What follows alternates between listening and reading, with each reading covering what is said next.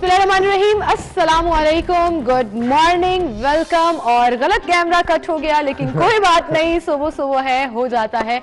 मैं हूं आपके साथ सीमल हाशमी और मैं हूं अली आरिफ जी। सीमल कैसी हैं आप? मैं ठीक ठाक। कल का दिन आपका सही रह गया? बिल्कुल जी, मेरा तो बहुत ज्यादा बिजी रहा क्योंकि ऑब्वियसली ये प्रोग्राम भी और दूसरा प्रोग्राम भी, लेकिन आज के प्रोग्राम करते हैं आप, कोई बात नहीं, हम आपको खिराज तहसीन पेश करते हैं। और कुछ चाहिए?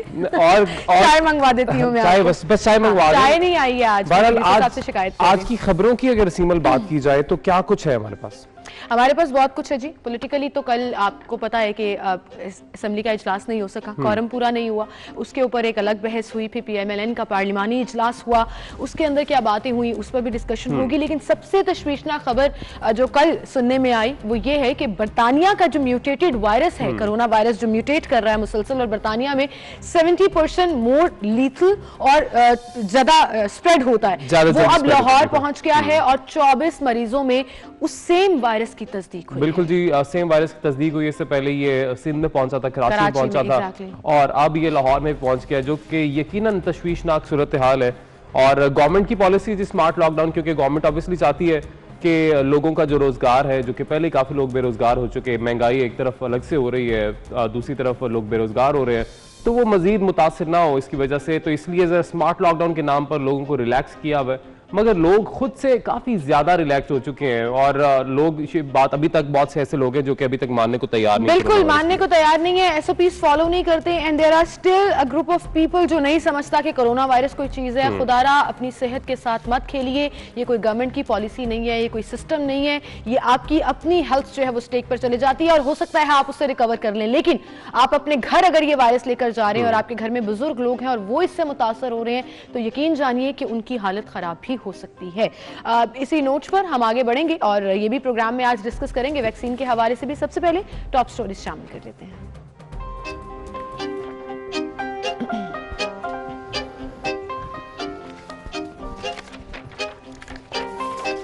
कोरोना वायरस की दूसरी लहर, 24 घंटों में कई अफराद जान की बाजी हार गए। उधर बरतानिया में तबाही मचाने वाला वायरस लाहौर पहुंच गया, 24 फिजाई मुसाफिरों में मर्ज की तस्दीक। हुकूमत अपोजिशन की मिन्नतें कर रही है, लेकिन अपोजिशन कोई ताउन नहीं करेगी। हुकूमती वक्त से बातचीत की तफसील बता दी तो हैरान रह जाएंगे, मरियम नवाज का दावा। उधर पाकिस्तान मुस्लिम लीग नून ने सेनेट इंतखाबात में हिस्सा लेने का फैसला कर लिया। हुकूमत की तरफ से 10 लाख घर बनाने का दावा तो अभी तक हकीकत का रूप नहीं धार सका, लेकिन शहरियों के लिए खुद का घर बनाना खासा मुश्किल हो गया। 3 माह के दौरान तामीराती मटीरियल की कीमतों में 25 से 30% तक इजाफा। हुकूमत सोशल मीडिया रेगुलेट करने के कवायद पर नजरसानी के लिए तैयार, केस की समाअत 4 हफ्ते तक के लिए मुलतवी। इस पर बात करेंगे आज के प्रोग्राम में।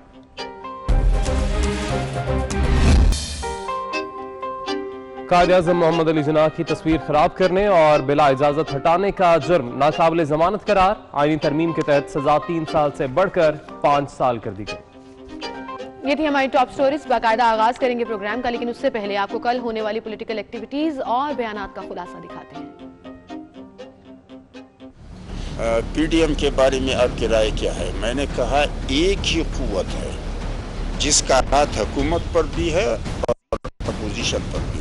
हमें इनके प्रोटेक्शन ऑर्डर्स की जरूरत है, अपने प्रोटेक्शन ऑर्डर्स अपने पास ही रखें। शहबाज साहब ने ये स्पेशली कहा है कि मेरे लिए कोई प्रोटेक्शन ऑर्डर्स ना मांगे। हर चीज उजाड़ दी, एक तरक्की करते हुए मुल्क को नीचे ले आए, तो ये तो एक्सपेक्टेशन मुझे इनसे है, ये कुछ भी कर सकते हैं। इनको नालायकी और नाअहली की पीक पे है ये, और परफॉर्मेंस इन्होंने की नहीं है। आइन के मुताबिक सूबाई असेंबली सिंध को जवाब देगा और किसी को नहीं। वक्त तो उनका आईडी न रहा, वक्त ही का तो मसला है, वक्त ही तो कड़ा गुजर रहा है उनके ऊपर, और यही वक्त नहीं आना। और इसीलिए मरियम बीबी को पता चलेगा कि जब वो रिज़ाइन लोगों से मांगेंगी तो उनको पता चलेगा कि उनको कोई आदमी कैप्टन सफदर के भाई तक ने तो इस्तीफा नहीं दिया, बाकी मरियम बीबी के कहने पे किसने इस्तीफा दिया।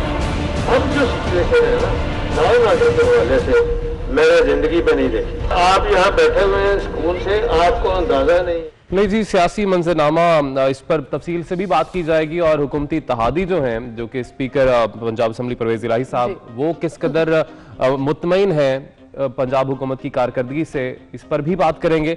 मगर सबसे पहले आज हमें बात करनी है जी कोरोना वायरस के हवाले से, क्योंकि केसेस की तादाद जो है वो थमने का नाम नहीं ले रही। अलबत्ता शरह जो है कम जरूर हुई है, मगर मजीद 58 अमवात भी हो चुकी हैं। एक दिन की बात की जाए तो 1873 अफराद में वायरस की तस्दीक हुई है और हलाकतों की मजमूई तादाद जो है वो अब तक 11,376, जबकि दूसरी तरफ बरतानिया में तबाही मचाने वाला वायरस भी लाहौर पहुंच गया है। 24 फिजाई मुसाफिरों में जब उनको स्क्रीन किया गया एयरपोर्ट के ऊपर तो इस मर्ज की तस्दीक हुई, जिसमें से गुलबर्ग टाउन में 3, दाता टाउन, इकबाल टाउन, अजीज भट्टी टाउन के 2 अफराद शामिल, जबकि जनूबी अफ्रीका से आने वाले 3 शहरी भी इस मर्ज को साथ लेकर आए और सबको क्वारंटीन कर दिया गया है। लेकिन सिचुएशन खासी परेशान कुन है, रेशो कम हो रही है। 1800 के करीब अगर पेशेंट रिपोर्ट हुए हैं तो ये काउंट जो है हमने देखा था कि फर्स्ट वेव में 7000 तक पहुंच गया था, सेकेंड वेव में अभी तक का मैक्सिमम काउंट 3900 4000 के करीब किया है। लेकिन अली 1800 केसेस डेली के बेसिस पर आना भी एक तशवीश की बात है। तशवीश की बात है और यकीनन अलार्मिंग भी है कि ये तादाद जो है थमने का नाम नहीं ले रही, और उसकी वजूहात क्या है यकीनन हम जानने की कोशिश भी करेंगे। हमारे साथ chairman corona task force doctor Ataur Rahman साहब मौजूद होंगे। सर बहुत शुक्रिया आपके वक्त का, कैसे हैं आप? ठीक ठाक हैं डॉक्टर साहब? आप तक आवाज आ रही है? जी आ रही है जी। Good morning to you doctor साहब। मॉर्निंग। अगर सुबह सुबह कोई अच्छी खबर नहीं आई, एक तो 24 घंटों में जो केसेस की तादाद है वो 1873 है, ग्राफ ऑब्वियसली डाउन जा रहा है, परसेंटेज डाउन जा रही है, लेकिन बरतानिया का म्यूटेटेड वायरस कराची के बाद अब लाहौर भी पहुंच गया है और 24 फिजाई मुसाफिरों में इसकी तस्दीक हुई है। ये खतरनाक सूरत हाल, ये वायरस जो है ये तब्दील हो रहा है और ये जो नई वैरायटी है जो कि इंग्लैंड में साउथ में पाई गई थी वो पूरे सदर्न इंग्लैंड में छा चुका है और ये पुराने शक्ल के वायरस को दबा रहा है अब, और ये ज्यादा डोमिनेंट हो रहा है और ये ज्यादा तेजी से फैलता भी है और ज्यादा मोहलिक भी लग रहा है उसके मुकाबले में। तो ये बड़ी खतरनाक सूरत हाल है। और फिर जो साउथ अफ्रीका का जो वेरिएंट है वो इससे भी ज्यादा खतरनाक है। तो ये बदलता जा रहा है और फिर सवालात उठ रहे हैं कि वैक्सीन जो बना रहे हैं वो कामयाब भी होगी या नहीं और किस हद तक कामयाब होगी इन नए वेरिएंट्स के खिलाफ, इसके बारे में भी डाउट पैदा हो रहा है। अब बहुत सी कंपनियां जो है श्योर भी नहीं है जो वैक्सीन बना रही है कि उनकी इफेक्टिवनेस जो 90% पहले कह रहे थे वो 50% रहेगी या 60% रहेगी या कितने इफेक्टिव होंगे। तो इसके लिए और कोई दवाई भी अवेलेबल नहीं है कोविड पेशेंट के लिए, तो सिवाय एहतियात के और कोई रास्ता नहीं है इसको कंट्रोल करने का। सिवाय एहतियात के सर आपने कहा कि कोई रास्ता नहीं है, तो एक तरफ हम ये देख रहे हैं और पूरी दुनिया में बात हो रही है कि वायरस म्यूटेट कर रहा है और यकीनन पाकिस्तान में भी वो वायरस आ चुका है, तो आपको क्या लगता है कि जिस तरीके से एहतियात करनी चाहिए और इंतजामिया को एहतियात करवानी चाहिए, जिस तरीके से SOPs पर अमल दरामद करवाना चाहिए, जिस तरीके से शायद स्मार्ट लॉकडाउन तो कहा गया है मगर बहुत ज़्यादा वो स्मार्ट हो गया, बहुत ज़्यादा रिलैक्स कर दिया गया लोगों को कोरोना वायरस के हवाले से, इस पर हमें कितनी ज़्यादा नज़र रखने की ज़रूरत है और सख्ती करने की ज़रूरत है, आपको क्या लगता है? मेरे ख्याल से तो पाकिस्तान ने बहुत ही बेहतरीन तरीके से इस पूरे मामले को हैंडल किया है, क्योंकि आप देखें हिंदुस्तान में क्या हो रहा है, आप देखें यूरोप में क्या हो रहा है, अमेरिका में क्या हो रहा है, वहाँ क़यामत का समय है, देखिए लाखों लोग मर चुके हैं। हमारे यहाँ अल्हम्दुलिल्लाह बहुत ही बेहतर सिचुएशन है। अगर आप देखें कि कितने केसेस आ रहे हैं और कितनी अमवात हो रही हैं तो बहुत बेहतर सिचुएशन है। लेकिन जो वायरस है जो उनके तब्दील होता जा रहा है तो ये मोहलिक सूरत ज्यादा अख्तियार कर सकता है, जिसकी वजह से यहाँ पे भी वही सिचुएशन खुदा ना करे पैदा हो। इस वजह से एहतियात बहुत जरूरी है और वैक्सीन जो है उनको आने में 4 से 6 महीने लगेंगे उस क्वांटिटी में जिस क्वांटिटी में हमें चाहिए। डॉक्टर साहब वैक्सीन भी अभी आपको मुहैया नहीं है। जी, आपने वैक्सीन का जिक्र किया, कल हम ये न्यूज डिस्कस कर रहे थे कि रशिया ने जो वैक्सीन तैयार की है वो हमने अप्रूव कर दी है, फिर चाइना भी रेडी है अपनी वैक्सीन की पहली खेप पाकिस्तान पहुंचाने के लिए। आप कह रहे हैं 4-6 महीने लग सकते हैं और फिर वैक्सीन की जो इफेक्टिवनेस है उसके ऊपर अलग से सवालात हैं, तो फिर हम कोई खास उम्मीद ना लगाएं कि आने वाले महीनों में कुछ सिचुएशन बेहतर हो जाएगी। वैक्सीन आना तो शुरू हो जाएगी चंद हफ्तों के अंदर, लेकिन उस क्वांटिटी में कि आप 70 करोड़ अफराद को वैक्सीन सके उसके लिए कम से कम 4 से 6 महीने चाहिए और बहुत सी इन्वेस्टमेंट भी चाहिए। और सिर्फ पाकिस्तान ने ड्राफ्ट में मंजूरी दी है प्राइवेट सेक्टर सपोर्ट करने के लिए, लेकिन उस मंजूरी का मकसद ये नहीं है कि बड़ी क्वांटिटी में ये अवेलेबल हो जाएगी फौरी तौर पे, उसके लिए वक्त का इंतजार करना पड़ेगा। और जो चाइनीज वैक्सीन है ये तो क्लिनिकल ट्रायल हुए हैं, लेकिन इसके साथ साथ हमें ये भी देखना देखना पड़ेगा कि किस प्राइस में आ रही है, किस दाम में ये मुहैया हो रही है, तो उसमें भी करप्शन का एक्सपेरिमेंट बहुत ज्यादा हो सकता है। हिंदुस्तान में आपको शायद न मालूम हो कि जो 2 वैक्सीन इस वक्त हैं, एक जो है 200 रुपए फी डोज के हिसाब से वहाँ पे जो सीरम इंस्टीट्यूट ऑफ इंडिया है वहाँ से हुकूमत खरीद रही है, और दूसरी जो है कोवैक्सीन जो भारत बायोटेक से 295 रुपए में हिंदुस्तान गवर्नमेंट खरीद के दे रही है। तो वहाँ तो 200 और 300 रुपए के लगभग दाम है जिस प्राइस में इंडियन गवर्नमेंट खरीद रही है। हमें देखना पड़ेगा कि यहाँ पे किस प्राइस में ये आती है, किस प्राइस में ये आवाम को मुहैया होती है, इसमें भी और किस हद तक हम कामयाब होते हैं इसको दूर दराज इलाकों में पहुंचाने। बिल्कुल बिल्कुल, तो ये इसका पूरी कोल्ड चेन चाहिए होगी आपको दूर तक पहुंचाने के लिए। बिल्कुल सही है डॉक्टर साहब, ये भी तो कहा जा रहा था ना कि इसको नादरा से लिंक किया जाएगा, एक सिस्टम बनाया जाएगा और 65 प्लस लोगों जो एज है उनको ज्यादा पहले लगाया जाएगा, फिर 18 साल से कम उम्र को नहीं लगाया जाएगा। तो सिस्टम तो गवर्नमेंट कहती है कि हमने रेडी कर लिया है, बस वैक्सीन की अवेलेबिलिटी हो और हम काम शुरू कर देंगे। जी, सिस्टम मौजूद है और ये फौरी तौर पे काम हो सकता है और बड़े अच्छे तरीके से हो सकता है, क्योंकि जो एहसास प्रोग्राम के तहत भी आपने गुरुबा तक पैसे पहुंचाए बहुत कामयाब रहा। मसला ये नहीं है, मसला अवेलेबिलिटी का है कि वो क्योंकि बहुत से ममालिक ने ओवर बुकिंग कर रखी है। कनाडा ने 400% ज्यादा अपनी पॉपुलेशन रखी है, बरतानिया ने 300% ज्यादा, यूरोपीय ममालिक ने 200% ज्यादा जितने उनके जरूरियात हैं और पेमेंट करके बुकिंग कर रखी है। तो इस वजह से अवेलेबिलिटी का भी एक बहुत बड़ा मसला है कि ये अवेलेबल किस क्वांटिटी में और कब तक होगी। चाइना पाकिस्तान को यकीनन प्रेफर करेगा और हमें देगा, लेकिन वो पहले लार्ज स्केल मैन्युफैक्चरिंग शुरू हो जाए और पहले चाइना की अपनी रिक्वायरमेंट्स पूरी हो जाएं, उसके साथ साथ कुछ हमें भी मिलेंगी। और इसीलिए 12 लाख डोज या 20 लाख डोज की पूरी है सीनोफार्म की, जिसके कराची यूनिवर्सिटी के साथ अरेंजमेंट हुआ था, क्लिनिकल ट्रायल्स पाकिस्तान में हो चुके हैं, वो मुहैया की जाएगी इंशाल्लाह। सही। अच्छा डॉक्टर साहब, एक तरफ तो हम वैक्सीन्स का बार बार जिक्र कर रहे हैं, लेकिन वहीं पर आपने शुरू में डरा दिया और अली जैसे डॉक्टर साहब ने कहा कि बड़ी अलार्मिंग सिचुएशन है कि बरतानिया का डेडली वायरस यहाँ पहुंच गया। तो बरतानिया में तो कई हफ्तों से लॉकडाउन लगा है और बड़ा स्ट्रिक्ट लॉकडाउन लगा है। डू यू सजेस्ट कि गवर्नमेंट को एक्चुअली अब लॉकडाउन की तरफ जाना पड़ेगा, जो एक्चुअल लॉकडाउन है, नॉट स्मार्ट लॉकडाउन? ये खुदा न करे कि यहाँ सिचुएशन इस तरह की हो जो बरतानिया में है। रोजाना की बुनियाद पे जो नेशनल कमांड जो सेंटर है हमारा वो मॉनिटरिंग कर रहा है और कोई 5000 मकामात या 6000 मकामात इस वक्त लॉकडाउन की हालत में हैं। अगर ये बहुत ज्यादा फैल जाता है वायरस तो फिर आपको यकीनन उस सिचुएशन में जाना पड़ेगा और ज्यादा लॉकडाउन करना पड़ेगा। लेकिन इस वक्त जो है मामला जो है फिर भी बहरहाल कंट्रोल में है। इस वक्त सख्ती से हमें SOP से अमल कराने की कोशिश करनी चाहिए ताकि ये फैले नहीं, ये कंट्रोल में रहे। पाकिस्तान में बहुत बेहतर सिचुएशन है इस वक्त दुनिया के दूसरे ममालिक के मुकाबले में। यकीनन आप कह रहे हैं कि इस वक्त जरूरत है कि SOPs पर अमल दरामद करवाया जाए, सख्ती से स्मार्ट लॉकडाउन रखना है, स्मार्ट लॉकडाउन रखा जाए, मगर SOPs को फॉलो किया जाए, जो कि आवाम को खुद भी करना चाहिए, इंतजामिया को भी थोड़ा चाहिए कि आवाम को इस हवाले से अवेयर भी करे और अवेयर तो कर ही रही है, लेकिन अमल दरामद भी करवाए। सर आपने जिस तरह से पहले भी कहा कि क्योंकि वायरस म्यूटेट हो रहा है तो सवाल ये पैदा हो रहा है कि जो इतनी वैक्सीन पर मेहनत की गई, जो वैक्सीन तैयार हुई, क्या इस म्यूटेटेड वायरस पे इफेक्टिव रहेंगी भी या नहीं? तो अभी तक जो पाकिस्तान जिस खेप का वेट कर रहा है वैक्सीन का, उस हवाले से क्या कहा जा रहा है कि क्या इफेक्टिव होगी ये वैक्सीन उस वायरस के खिलाफ भी, या सवाल है उस पर?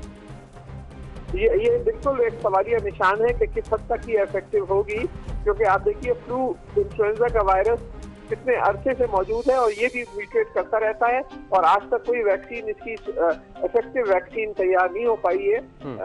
कितना अर्सा गुजर गया फ्लू वायरस को। तो वायरस हर 2 या 3 हफ्ते में अपनी शक्ल बदलते रहते हैं, ये नॉर्मल है। और अगर खुदा न खासा ये ज्यादा मोहलिक हो जाएं तो फिर तो एक क़यामत का समा बन सकता है, खासतौर पर ये जो सार्स का वायरस है। तो ये जो वैक्सीन आ रही हैं ये एक हद तक तो इफेक्टिव रहेगी, लेकिन जरूरी नहीं है कि 90% हो सकता है 50% हो, 40% नहीं कि 2 लोगों को आप लगाएं तो एक उसमें कुछ तो प्रोटेक्शन मिल जाए, दूसरे को ना मिले। सही, इस तरह की सिचुएशन भी हो सकती है। बिल्कुल ठीक डॉक्टर साहब। और जवाब नहीं है जी, जवाब सिर्फ एहतियात, एहतियात और एहतियात। जवाब सिर्फ एहतियात, एहतियात और एहतियात ही है। बहुत शुक्रिया डॉक्टर साहब, आप हमारे साथ मौजूद थे और आपने बात बिल्कुल ठीक की कि जितना वायरस म्यूटेट करेगा वैक्सीन का असर उतना ही वेरी कर, उसकी इफेक्टिवनेस जो है इन परसेंटेज वो भी ऊपर नीचे होगी। सो सिचुएशन जो है वो वाकई में अलार्मिंग है और आपके अपने हाथ में है कि आपने अपनी सेहत का ख्याल किस तरह से। बिल्कुल जी, आपके अपने हाथ में है और यकीनन सेहत से बढ़कर कुछ नहीं है। बहुत से लोग सीमर ये बात करते हैं जी कोरोना हमने तो नहीं देखा, फिर मैं उनको जवाब ये देता हूँ कि दुआ करें आप कभी देखें भी ना। मैंने देखा है ना, मुझे पता है, मैं पर्सनली एक्सपीरियंस करके आई हूँ। और अभी अबूजर अल्लाह ताला उनको सेहत और तंदुरुस्ती दे, उनके लंग्स इफेक्ट हुए हैं and he is under medical treatment. तो हम सबकी दुआ है कि अल्लाह ताला उन्हें जल्द सेहत याब करे। दिस इज सीरियस, ये मजाक नहीं है, ये शुगल नहीं है, ये ऐसे नहीं है कि गवर्नमेंट ने बस कोई एक चीज ला दी और अपने फायदे के लिए उसको यूटिलाइज करे। खुदारा ये स्टूपिड बातें करना बंद कर दें। आपकी अपनी हेल्थ आपके अपने हाथ में। फॉल्स न्यूज यकीनन आए दिन कोई ना कोई फैली होती है व्हाट्सएप पर, और हमें जो ये बातें करते हैं कि शायद इनका कोई मुफाद है गवर्नमेंट का, कोई पैसे आ रहे तो नहीं, ये सोचना चाहिए कि चले पाकिस्तान से मुतलिक तो आप ये बात करें, फिर अमेरिका में, बरतानिया में, दीगर ममालिक में, चीन में जहाँ से ये वायरस फैला उधर भी देख लें कि क्या हालात है। बहरहाल हमें एक ब्रेक लेनी है नाज़रीन, आप ब्रेक लेंगे, ब्रेक के बाद वापस आएंगे।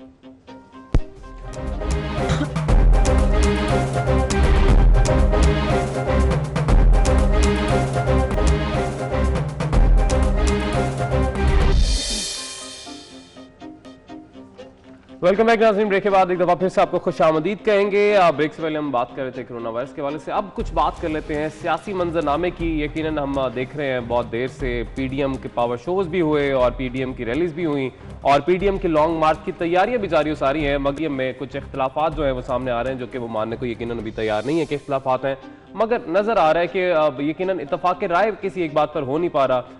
बिलावल भुट्टो साहब जो है कि हमने पहले कल भी डिस्कस किया था कि वो चाह रहे हैं कि हम जमहूरी तरीके से पार्लियामेंट में जाकर ही हुकूमत का टफ टाइम दे मुकाबला करें, मगर मुस्लिम लीग नून इस बात पर आमादा नहीं है। बहरहाल अब अपडेट ये है कि सेनेट इंतखाबात में हिस्सा लेने पर राजी हो गए। बिल्कुल, सेनेट इंतखाबात पर अब जो राजीनामा है वो तो अब पीडीएम की तरफ से जारी कर दिया गया है कि हम ज़िमनी इंतखाबात में भी हिस्सा लेंगे, सेनेट इंतखाबात में भी। लेकिन लेटेस्ट अपडेट ये है कि कल कौमी असम्बली का इजलास हुआ और जिस पार्लियामान की ये बात करते हैं कि वहां जाकर हम आईनी और जमहूरी तरीके से ये तमाम चीजें करेंगे, वहां पर ऑपोजिशन जा नहीं रही है। कॉरम फिर से पूरा नहीं हुआ। एक लंबे अरसे के बाद ये इजलास शुरू हुए थे और कॉरम पूरा नहीं हो सका, इजलास मुलतवी कर दिया गया, जबकि ऑपोजिशन ने आलम शिरकत के बायस कॉरम पूरा, ऑब्वियसली ऑपोजिशन नहीं जा रही थी, कॉरम पूरा नहीं हुआ और स्पीकर के ऊपर अदम एतमाद का इजहार किया है। उन्होंने कहा है कि जी प्रोडक्शन ऑर्डर जारी नहीं किए, वो लोग जो अंडर इन्वेस्टिगेशन और नैब के जेर हिरासत हैं या जेल में हैं उनके प्रोडक्शन ऑर्डर जारी नहीं किए गए, उसका जिम्मेदार भी स्पीकर है।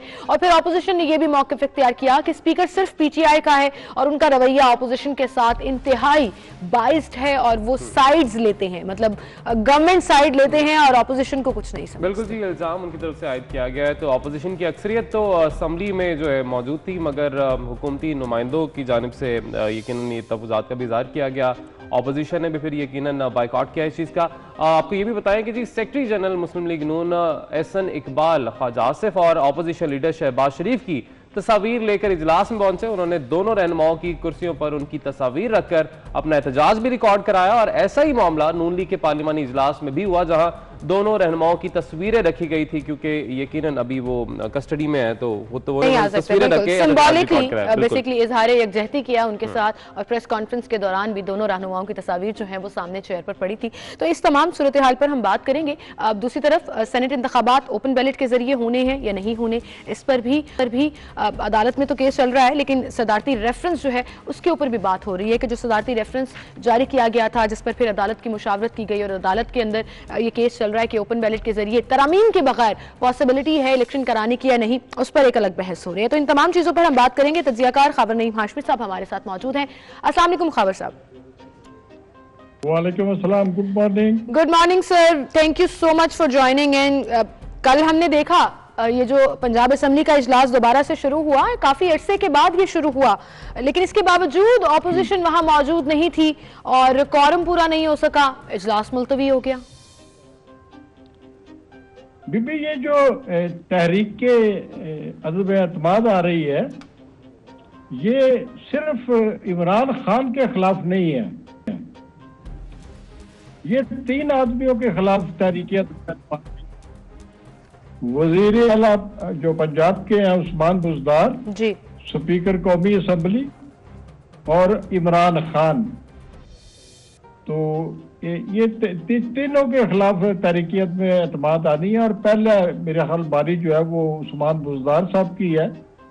तो ये कल जो कुछ हुआ ये उसकी स्ट्रेटेजी का हिस्सा था कि एहतजाज एक तरह का करना, उनको बताना कि आपका रवैया ठीक नहीं है।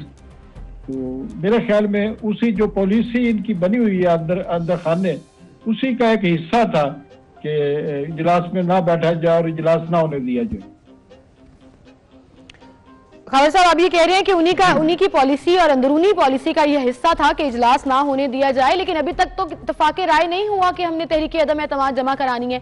अभी तक तो सिर्फ पीपल्स पार्टी की तरफ से ये सजेशन आई है और सब लोग ये कह रहे हैं कि पीडीएम के इजलास में डिस्कस करेंगे। और कल मरियम साहिबा ने वाज़ेह तौर पर कह दिया कि देखेंगे कि पीडीएम के इजलास में क्या इत्तेफाक राय होता है, फिर डिसाइड करेंगे।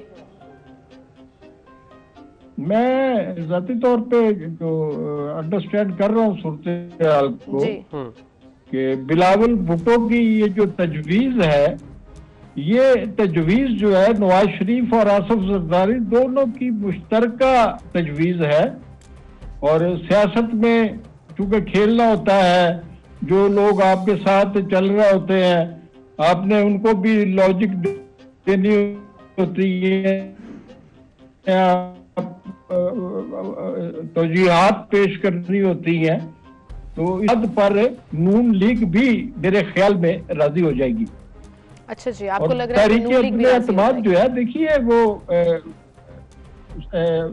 बिलावल भुट्टो साहब जो है वो समझते हैं कि जो 10 जलसे किए हैं हमने, वो कोई नतीजा नहीं दे सकते। तहरीक अदम एतमाद, इसमें कोई शुबा नहीं है कि बज़ाहिर उसकी कामयाबी का कोई इम्कान नहीं है, लेकिन बहरहाल वो वज़ीर-ए-आज़म पाकिस्तान के लिए एक शर्मिंदगी और खिफत का बाइस तो बनेगी। खावर साहब, हम यहीं से गुफ्तगू कंटिन्यू करेंगे। इस वक्त अपने नाज़रीन को अपडेट करते चलें कि पाकिस्तान और साउथ अफ्रीका के दरमियान जो टेस्ट मैच है, जो कराची में आज खेला जा रहा है, इस वक्त टॉस हो रहा है, आपको वहीं लिए चलेंगे। जीता है और पहले बैटिंग का फैसला किया, और यकीनन बाबर आजम ने भी ये कहा है कि अगर हम टॉस जीत लेते तो हम भी पहले ही बैटिंग करते, लेकिन ऑब्वियसली टॉस और जनूबी अफ्रीका ने जीता है। Very good luck to our greens, जिन्होंने आज खेलना है और 10 बजे के करीब ये मैच तकरीबन शुरू 13 साल बाद कराची, 13 साल के बाद साउथ अफ्रीका जो है वो कराची आई है, पाकिस्तान आई है, और कराची स्टेडियम में ही लास्ट टाइम उन्होंने टेस्ट मैच जो है वो खेला था। जीता कौन था ये मैं नहीं बताऊंगी, क्योंकि मैं सिर्फ गुड लक कह चुकी हूँ अपनी बिल्कुल जी, और good luck to Babar Azam as well. Test debut है और यकीन बहुत सा प्रेशर भी होगा, होम ग्राउंड में ये सीरीज वो देखने जा रहे हैं, तो लेट्स सी कि क्या बनता है, कौन जीतता है। बिल्कुल, हम वापस चलते हैं। खबर नहीं, हाशमी साहब हमारे साथ मौजूद हैं और उनसे कंटिन्यू करते हैं कॉन्वर्सेशन। हाशमी साहब, हम बात कर रहे थे पॉलिटिकली और पार्लिमानी इजलास की, जो PMLN का भी हुआ, फिर नेशनल असम्बली का इजलास, फिर सेनेट का इजलास, लेकिन वहीं पर सेनेट इंतखाबात के हवाले से भी आपका कमेंट शामिल करना चाहेंगे। जो अब ये कहा जा रहा है कि ओपन बैलेट के जरिए एक नई बहस जो छिड़ी है कि कवानीन में तरामीम के बगैर ही ओपन बैलेट की इजाजत दे दी जाए, इस पूरे सिनेरियो को आप कैसा देखते हैं? ये सिंध हाई कोर्ट में सिंध हुकूमत जो है वो लेके गई है इस केस को, और इसका मेरा ख्याल है कि सिंध हाई कोर्ट जो है फैसला नहीं देगा। शायद कि ये पार्लिमानी मामला है, पार्लियामेंट में हल किया जाए, लेकिन ये गलत हो रहा है क्योंकि खुफिया राय शुमारी में इमरान खान साहब जो है वो बहुत डैमेज होते हैं। इमरान खान साहब के जो साथी हैं, वो बहुत सारे साथी नाराज हैं इमरान खान से, इमरान खान के रवैये से। इमरान खान के जो दोस्त हमें मिलते हैं, जो अरकान असम्बली और दोस्त हैं, या पहले भी मुलाकातें होती थी और आज भी होती हैं, उनका कहना है कि खान किसी की नहीं सुनता, वो फैसला कर लेता है और लागू कर देता है। अभी देखिए, अभी जो सेनेट के उम्मीदवारों का उन्होंने फैसला किया है कि उनके जो 4 या 5 उम्मीदवार कौन होंगे, उसके लिए भी पार्टी का इजलास नहीं बुलाया गया, दरखास्तें तलब नहीं की गई, उम्मीदवारों से इंटरव्यूज नहीं किए गए, और जब उनसे कहा गया कि इसको प्रोसेस में लाए उनके साथियों ने, तो उन्होंने कहा कि मुझे पता है कि इलेक्शन किसने लड़ना है, किसने नहीं लड़ना, मतलब उन्होंने खुद फैसला किया कि मैंने किसको टिकट देनी है। तो इस टाइप के बेशुमार चीजें हैं जो उनके जो साथी हैं, अरकार हैं, वो नाराज हैं और ये खुफिया बैलेटिंग जो है इमरान खान को रास नहीं आ सकती। ठीक है, यानी आपको लग रहा है कि इमरान खान साहब के लिए खुफिया बैलेटिंग अच्छी साबित नहीं होगी। सर पहले क्योंकि हम बात कर रहे थे तहरीक अदम एतमाद के हवाले से, मैं वापस वहीं पर आना चाहूंगा। आपने कहा कि शायद बैक एंड पर इत्तफाक राय हो चुका है मगर सामने आकर खुल के बताना नहीं चाह रहे और वहां पर दो बयानिए जो हैं वो जारी रखे हुए हैं। मगर आपको क्या लगता है, ये तो एक अलग बहस, मगर अगर इस तरफ आ जाते हैं और तहरीक अदम एतमाद लाई जाती है और ये सारा कुछ होता है तो कितना नुकसानदेह साबित हो सकती है इमरान खान साहब के लिए, हुकूमत के लिए? तहरीक एतमाद जो होती है वो चाहे नाकाम हो जाए वो वजीर आजम को डैमेज कर जाती है।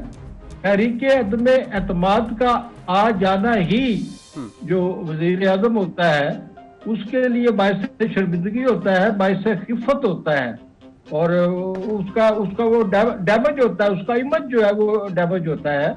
और अगर एक दफा तहरीक एतमाद आएगी, नाकाम होगी तो दूसरी दफा भी आ सकती है। वो दूसरी दफा ना आने का कानून नहीं है कि नहीं आ सकती।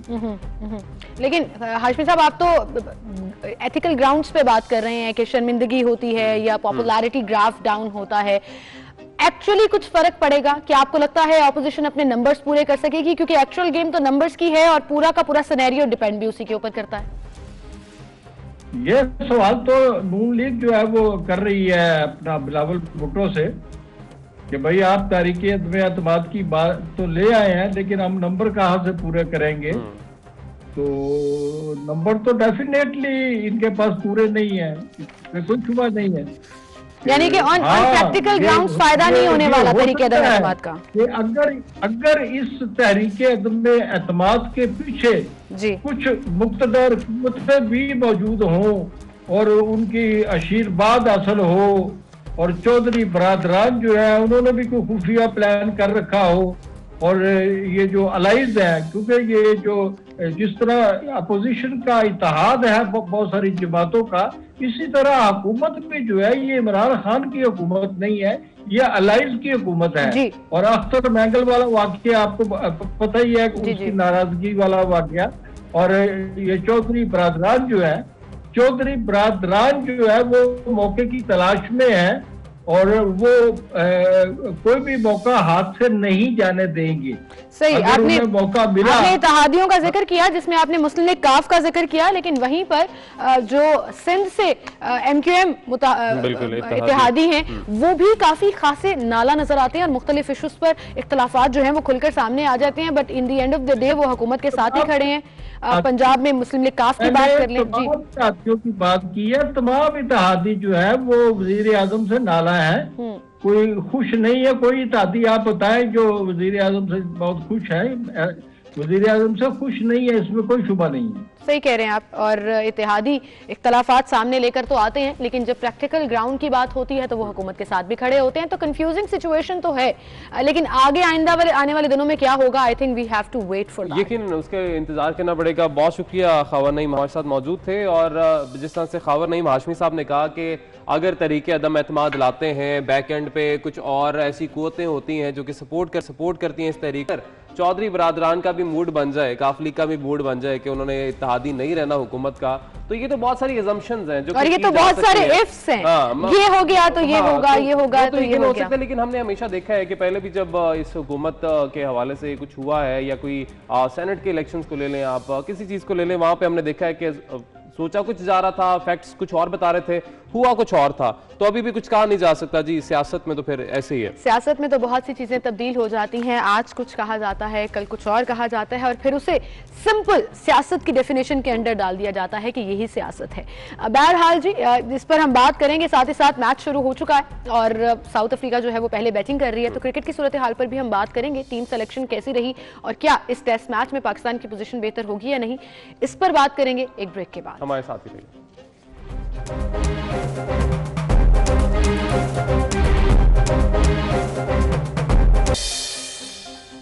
Welcome back. एक बार फिर से आपको खुशामदीद कहेंगे। अब से कुछ ही देर में टेस्ट सीरीज का आगाज होने जा रहा है। पहला test match national stadium Karachi में खेला जाएगा। ऑल्दो एक्साइटमेंट कराची वालों की उस तरह से नहीं होगी क्योंकि स्टेडियम्स क्लोज्ड हैं कोविड की वजह से, बट स्टिल होम ग्राउंड पे मैच हो रहा है और साउथ अफ्रीका की टीम तकरीबन 14 साल के बाद पाकिस्तान आई है, तो ये एक खुशाइन चीज है और I think we really appreciate this, क्योंकि क्रिकेट का एक तो फरोग हो रहा है और क्रिकेट प्रमोट हो रही है पाकिस्तान। बिल्कुल, क्रिकेट प्रमोट हो रही है और पाकिस्तान तो इसकी खास तौर पे ज़रूरत भी है। बेशक PSL हो रहा है मगर इंटरनेशनल सीरीज़ भी पाकिस्तान में होना बहुत ज़रूरी थी और thanks to South African team as well के पाकिस्तान में आए हैं। इस वक्त जी हमारे साथ मौजूद हैं स्पोर्ट्स एनालिस्ट अब्दुल सत्तार हाशमी साहब। सर बहुत शुक्रिया आपके वक्त का, very good morning to you.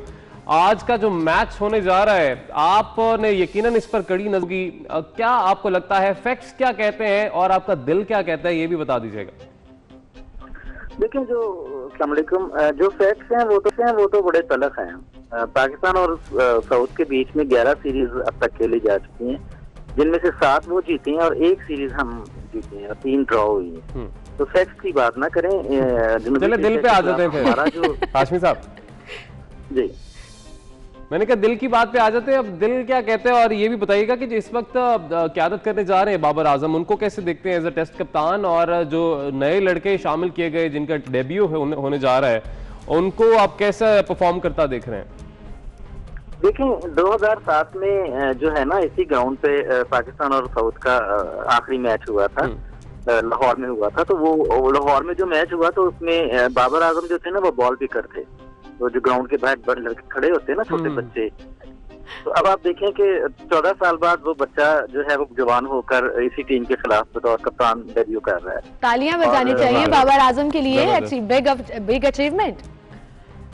हाँ जी, और बाबर जो है वो बड़े पुरुमीद हैं और पूरी फॉर्म में हैं और अच्छा परफॉर्म करेंगे इंशाल्लाह ताला। और अच्छी बात ये हुई है कि वैसे तो बाबर कह रहे हैं अभी सुबह के टॉस जीतकर अगर मैं जीता तो मैं ही पहले बैटिंग करता, तो साउथ ने पहले बैटिंग करने का फैसला किया है। तो ये फैसला किसी हद तक बेहतर भी है, इसलिए कि चौथी इनिंग्स जो है ना वो भी साउथ की होगी और चौथी इनिंग्स में ये विकेट बहुत रन लेती है और इन्होंने स्पिन पे जो है वो बेस किया है। तो यासिर के साथ नुमान जो है वो डेब्यू कर रहे हैं। तो मेरा ख्याल है कि मैच कांटेदार होगा और अच्छा होगा। आपको लग रहा है कि अच्छा होगा और टीम अच्छा परफॉर्म करेगी, तो फिर हम उम्मीदें लगाएं, वो चाहे नुमान अली हो, आबिद अली हो, अजहर अली हो, फवाद आलम हो, फहीम अशरफ हो या मोहम्मद नवाज हो।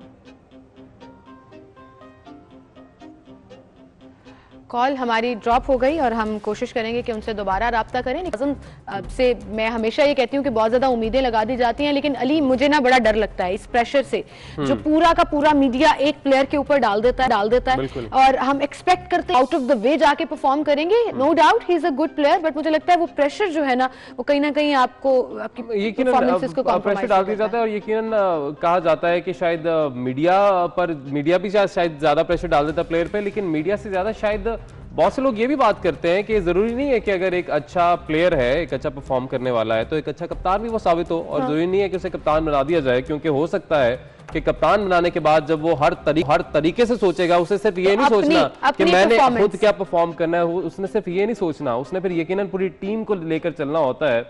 तो अब्दुल सत्तार हाशमी साहब से हमारा राब्ता भी बहाल हुआ है। हाशमी साहब, कौन से प्लेयर्स ऐसे हैं जो कि आपको लगता है कि आज बेहतर परफॉर्म कर सकेंगे और बाबर आजम से वंस अगेन आपकी क्या उम्मीदें हैं? एज अ कप्तान आपको क्या लगता है कितना अच्छा आज वो परफॉर्म कर पाएंगे? और ये भी बताइएगा कि ये यकीनन पहले भी बात होती रही है कि बाबर आजम को कप्तानी तो दे दी गई, मगर क्या एक जरूरी है कि एक अच्छा प्लेयर अच्छा कप्तान भी हो? देखिए जी, इसमें 2 क्वेश्चन है आपके। एक सवाल ये है कि कौन अच्छा परफॉर्म करेगा। तो मैं आपको बता दूं कि कराची की जो ये विकेट है ना, इस पर हम 35 साल के बाद पहला मैच हारे थे और वो भी नासिर हुसैन की क़यादत में इंग्लैंड की टीम आई थी, तो उन्होंने हमें पहला मैच यहाँ हराया था और उसके बाद एक मैच हम और हारे हैं। तो यहाँ पर हम मतलब हारते नहीं हैं, आमतौर पर या ड्रॉ हो जाता है या जीतते हैं। तो मेरा ख्याल है कि यहाँ पर ओपनर जो इमरान भट्ट है उसके ऊपर मुझे खासी उम्मीदें हैं, क्योंकि उनका पहला टेस्ट है। प्रेशर तो होता है, लेकिन मेरा ख्याल है अच्छा परफॉर्म करेंगे, बाबर आजम अच्छा परफॉर्म करेंगे, अजहर अली अच्छा परफॉर्म करेंगे और बैटिंग से इत्मीनान है, टीम बड़ी बैलेंस है। और बॉलिंग साइड तक बाबर आजम की कप्तानी का सवाल है, तो आपको शायद पता हो कि बाबर आजम को ये पूरे इख्तियारात के साथ कप्तानी दी गई है। कोच का जो थोड़ा बहुत रोल था ना इसमें टीम की सिलेक्शन में, वो भी वापस ले लिया गया है और हतमी राय जो है वो बाबर की होगी। बाबर एक मैच्योर खिलाड़ी के तौर पर सामने आ रहे हैं। अभी उन्होंने ज्यादा टेस्ट नहीं खेले, यानी 27 टेस्ट हैं उनके टोटल, लेकिन उनकी परफॉर्मेंस जो है ना वो बता रही है कि वो मुस्तकबिल में लंबा खेलेंगे। और जहाँ तक क़यादत की बात है, शुरू में कुछ प्रॉब्लम्स थी बाबर को, लेकिन वक्त के साथ साथ बंदा सीख लेता है। तो मेरे ख्याल है अगर उन्हें यहाँ पर अजहर की मशावरत रही, अजहर अली की जो कि सीनियर हैं और उन्होंने 88 टेस्ट खेले हुए हैं, उनकी मशावरत रही और रहेगी इंशाल्लाह ताला, तो वो अच्छा परफॉर्म करेंगे। बिल्कुल हाशमी साहब, आप काफी पुरुमीद लग रहे हैं, लेकिन मैं जरा एक सवाल और पूछना चाहूंगी जिस पर हम पहले भी बात कर चुके हैं कि टेस्ट क्रिकेट एक मैच्योर क्रिकेट होती है, तो क्या ये जरूरी था कि न्यू प्लेयर्स को इसमें जगह दी जाना हो? आपको लगता है कि was it a wise decision कि नए प्लेयर्स को डायरेक्ट टेस्ट मैच के लिए सिलेक्ट कर लिया जाए, और अगर वो परफॉर्म नहीं कर पाते तो उनके करियर के ऊपर तो सवाल उठेंगे ही उठेंगे और टेस्ट सीरीज भी खराब होगी? आपको ऐसा नहीं लगता? देखें, 9 अनकैप्ड लोगों को इसमें जगह दी गई स्क्वाड में, और उनमें से 2 को उन्होंने डेब्यू करवाया। इमरान भट्ट को डेब्यू करवाया और नुमान अली को डेब्यू करवाया है। नुमान अली स्पिनर हैं और इमरान भट्ट ओपनर हैं। तो मेरा ख्याल है इतना तो बनता है कि आप 9 खिलाड़ियों में से 2 को चांस दे रहे हैं, बाकी टीम तो आपकी वही खेल रही है ना जो पहले से खेल रही है। और दूसरी बड़ी अहम बात ये होती है कि एक सीरीज में बंदा नाकाम हो जाता है ना, तो उसका मतलब उसका करियर खत्म होना नहीं होता। जैसे अभी शान मसूद को उन्होंने निकाल दिया है, अब डोमेस्टिक में उन्होंने परसों जो है वो सेंचुरी की है। अब आप अंदाजा लगाएं कि एक प्लेयर जिसको ड्रॉप किया है वो डोमेस्टिक में सेंचुरी कर रहा है, डोमेस्टिक में वो फिर सेंचुरियां करेंगे, फिर रन बनाएंगे, फिर टीम में आएंगे। दूसरी बात अहम ये है कि यहाँ पाकिस्तान की जो विकेटें है ना, यहाँ पर जो लड़के हैं जैसे शान है, जैसे हारिस है, जैसे असद है, तो ये जिनको ड्रॉप किया हुआ है उनका अच्छा रिकॉर्ड था, अच्छी परफॉर्मेंस थी।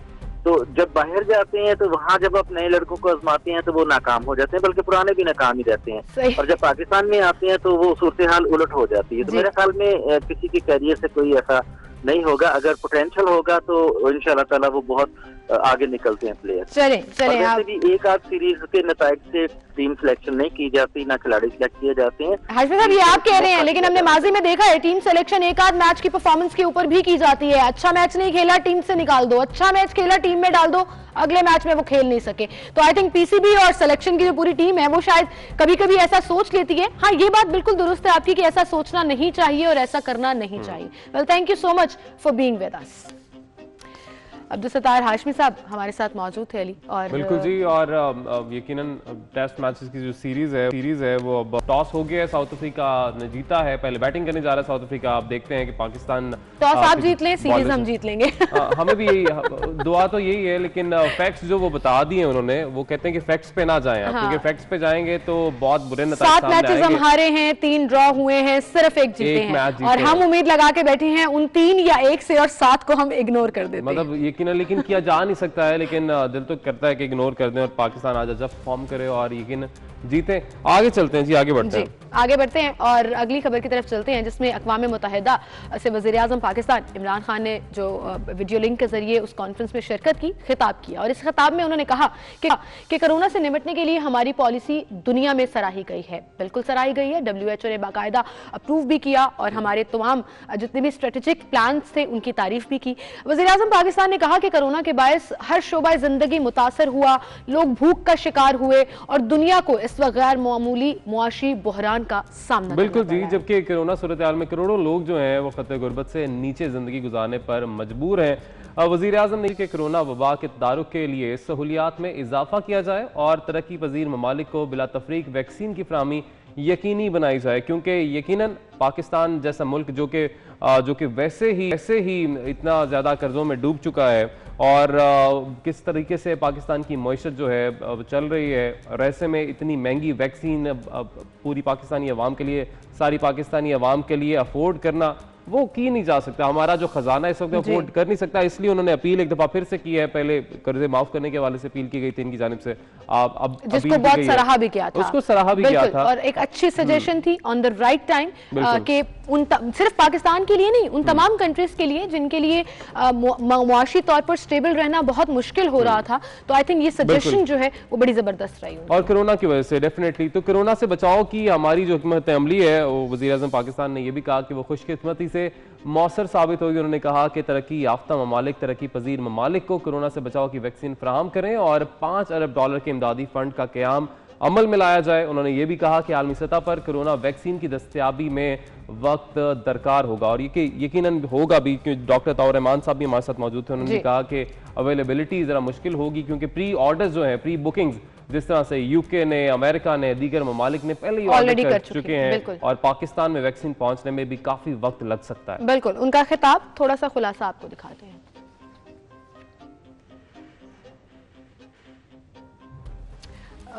आई थिंक टेक्निकली वो अवेलेबल नहीं है, but I have been told कि हम वो दिखाएंगे। बट आई थिंक ये पूरा खुलासा जो हमने आपको बताया ये कोरोना वैक्सीन के हवाले से, वो चाहे इमदाद के हवाले से हो, और वज़ीर आज़म की आलमी फोरम पर ये अपील करना, उन तमाम ममालिक की नुमाइंदगी करना है जो खुद से ये तमाम चीज़ें अफोर्ड नहीं कर सकते। So we really appreciate it कि हर दफ़ा इस तरह के फोरम पर वज़ीर आज़म ना सिर्फ पाकिस्तान की बल्कि पाकिस्तान जैसे तमाम ममालिक की नुमाइंदगी करती हैं। इसी के साथ आगे बढ़ेंगे और थोड़ा सोशल मीडिया की खबरों पर भी नजर डाल लेते हैं। सोशल मीडिया का इम्पैक्ट बहुत बढ़ता जा रहा है और वक्त के साथ साथ ये इंपैक्ट इतना बढ़ता जा रहा है कि एक्चुअली रिस्पांस आ जाता है। टॉप ट्रेंड चल रहा था कल, स्टूडेंट्स को इंसाफ दो, और उस टॉप ट्रेंड के मद्देनजर जो काफी दिनों से कैंपेन चल रही थी अली कि हमने ऑनलाइन क्लासेस ली हैं, हमसे एग्जाम्स भी ऑनलाइन लिए जाएं, हम प्रैक्टिकली जाकर फिजिकली एग्जाम्स नहीं, जिस पर रिएक्ट किया वजीर तालीम शफकत महमूद ने और उन्होंने ये कहा कि ये एचईसी और यूनिवर्सिटीज का आपस का मामला है, वीसी जो है उनसे कंसल्ट किया जाएगा, उसके बाद ही डिसीजन लिया जाएगा। यकीनन प्रोटेस्ट किया गया जी स्टूडेंट्स की जानिब से और फिर कहीं जाके उनकी सुनवाई हुई है, उसके बाद जाके कहीं ट्वीट्स ये सामने आए हैं और यकीनन उनकी जो मुतालबात है स्टूडेंट्स के वो ज़्यादा बेहतर जान सकते हैं और इतनी बड़ी तादाद में अगर स्टूडेंट्स ये मुतालबा कर रहे हैं कि अगर ऑनलाइन क्लासेस भी ऑनलाइन हुई थी तो एग्जाम्स भी ऑनलाइन हो। अब देखते हैं जी कि क्या ये फैसला आता है। उन्होंने कह तो दिया है कि अब इस पर नजरसानी की जाएगी, देखा जाएगा, मगर यकीनन टॉप ट्रेंड था ये सोशल मीडिया पर जिसके बाद सुनवाई हुई है बिलाखिर। बिल्कुल, अच्छा सीरियसली तो बात हो ही रही थी इसके ऊपर और लोग अपने अपने कंसर्न शो कर ही रहे थे, लेकिन हमेशा की तरह मीम्स का जो एक दौर चलता है उस पर मुझे लगता है कि पाकिस्तानी नेवर डिसअपॉइंट्स। हर चीज के ऊपर कभी शफकत महमूद साहब को हीरो बना दिया जाता है, वो छुट्टियां अनाउंस करते हैं तो आपको याद है किस तरह से पूरा एक मीम बनाया, और उसके बाद कभी जो है वो इस तरह का सिनेरियो होता है कि वो विलन का रोल इख्तियार कर जाते हैं और स्टूडेंट्स उनको कहते हैं कि जी आपने हमारे साथ जो है वो बड़ा गलत किया। लेकिन शफकत महमूद साहब की ट्वीट में एक चीज और बड़ी क्लियर थी कि हम किसी को इस सिचुएशन का फायदा नहीं उठाने देंगे। ऐसा नहीं होगा कि ऑनलाइन एग्जाम्स होंगे और उनको इतना आसान बना दिया जाएगा कि स्टूडेंट्स जो है वो इजीली ग्रेड्स हासिल कर लें। I think that's fair.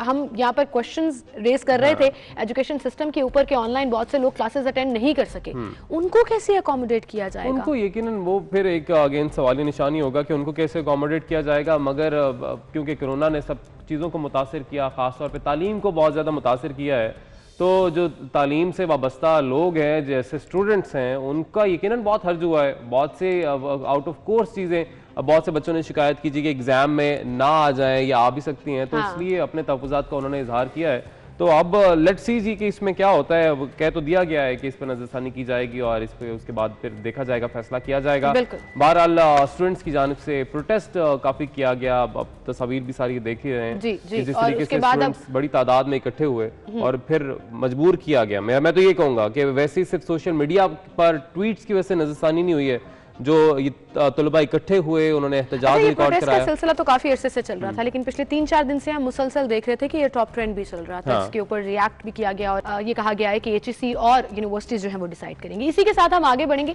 और एक और खबर आपके साथ शेयर करेंगे, और खबर ये है जी कि साबिक सदर आसिफ अली जरदारी की बड़ी साहबजादी बख्तावर भुट्टो की शादी की तकरीबात का आगाज हो चुका है और इस ज़िमन में बिलावल हाउस में महफिल मिलाद मुनक्किद किया गया। बिल्कुल जी, महफिल मिलाद का इनेकाद किया गया था और इस दौरान बिलावल हाउस में तमाम सियासी सरगर्मियां जो थी वो मअतल रहीं, क्योंकि खुशी का समा है, सियासत पर बात नहीं आने वाले कुछ दिनों में भी मअतल रहेंगी। तर्जुमान बिलावल हाउस के मुताबिक शहीद बेनज़ीर भुट्टो की साहबजादी बख्तावर की शादी की तकरीबात का आगाज 27 जनवरी से शुरू होगा।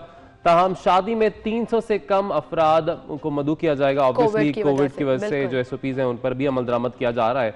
तो बख्तावर भुट्टो और महमूद चौधरी का निकाह 29 जनवरी और वलीमा 30 जनवरी को हो गया, जबकि आसिफ जरदारी साहब की जानिब से अहम शख्सियात को दावत देने का सिलसिला भी इस वक्त जारी है। 27 नवंबर को उनकी मंगनी हुई थी and everybody been looking for this day, जब उनकी शादी जो है वो उसी वक्त अनाउंस कर दी गई थी कि जनवरी के एंड में होगी।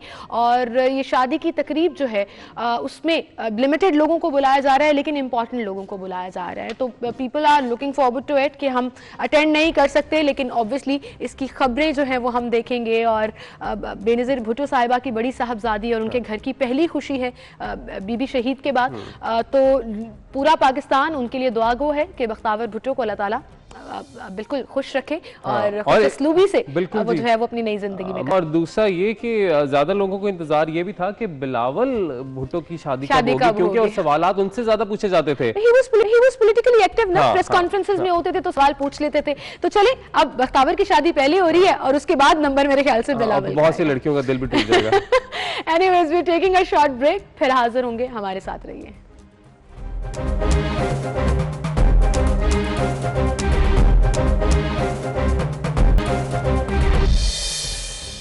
Welcome back. एक बार फिर से आपको खुशामदीद कहेंगे और अब कुछ बात कर लेते हैं भारतीय सरकार मोदी की, जो अपने ही मुल्क की दुश्मन बनी हुई है मुख्तलिफ इशूज के ऊपर।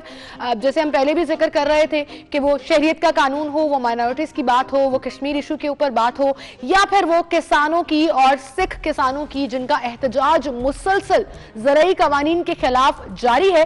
भारतीय किसान आज दिल्ली की तरफ ट्रैक्टर मार्च निकाले। बिल्कुल जी, ट्रैक्टर मार्च वो करेंगे और भारतीय फौज की परेड के जवाब में किसान मतवाजी परेड भी करने जा रहे हैं, जबकि खवातीन के ट्रैक्टर्स की अलग कतार होगी।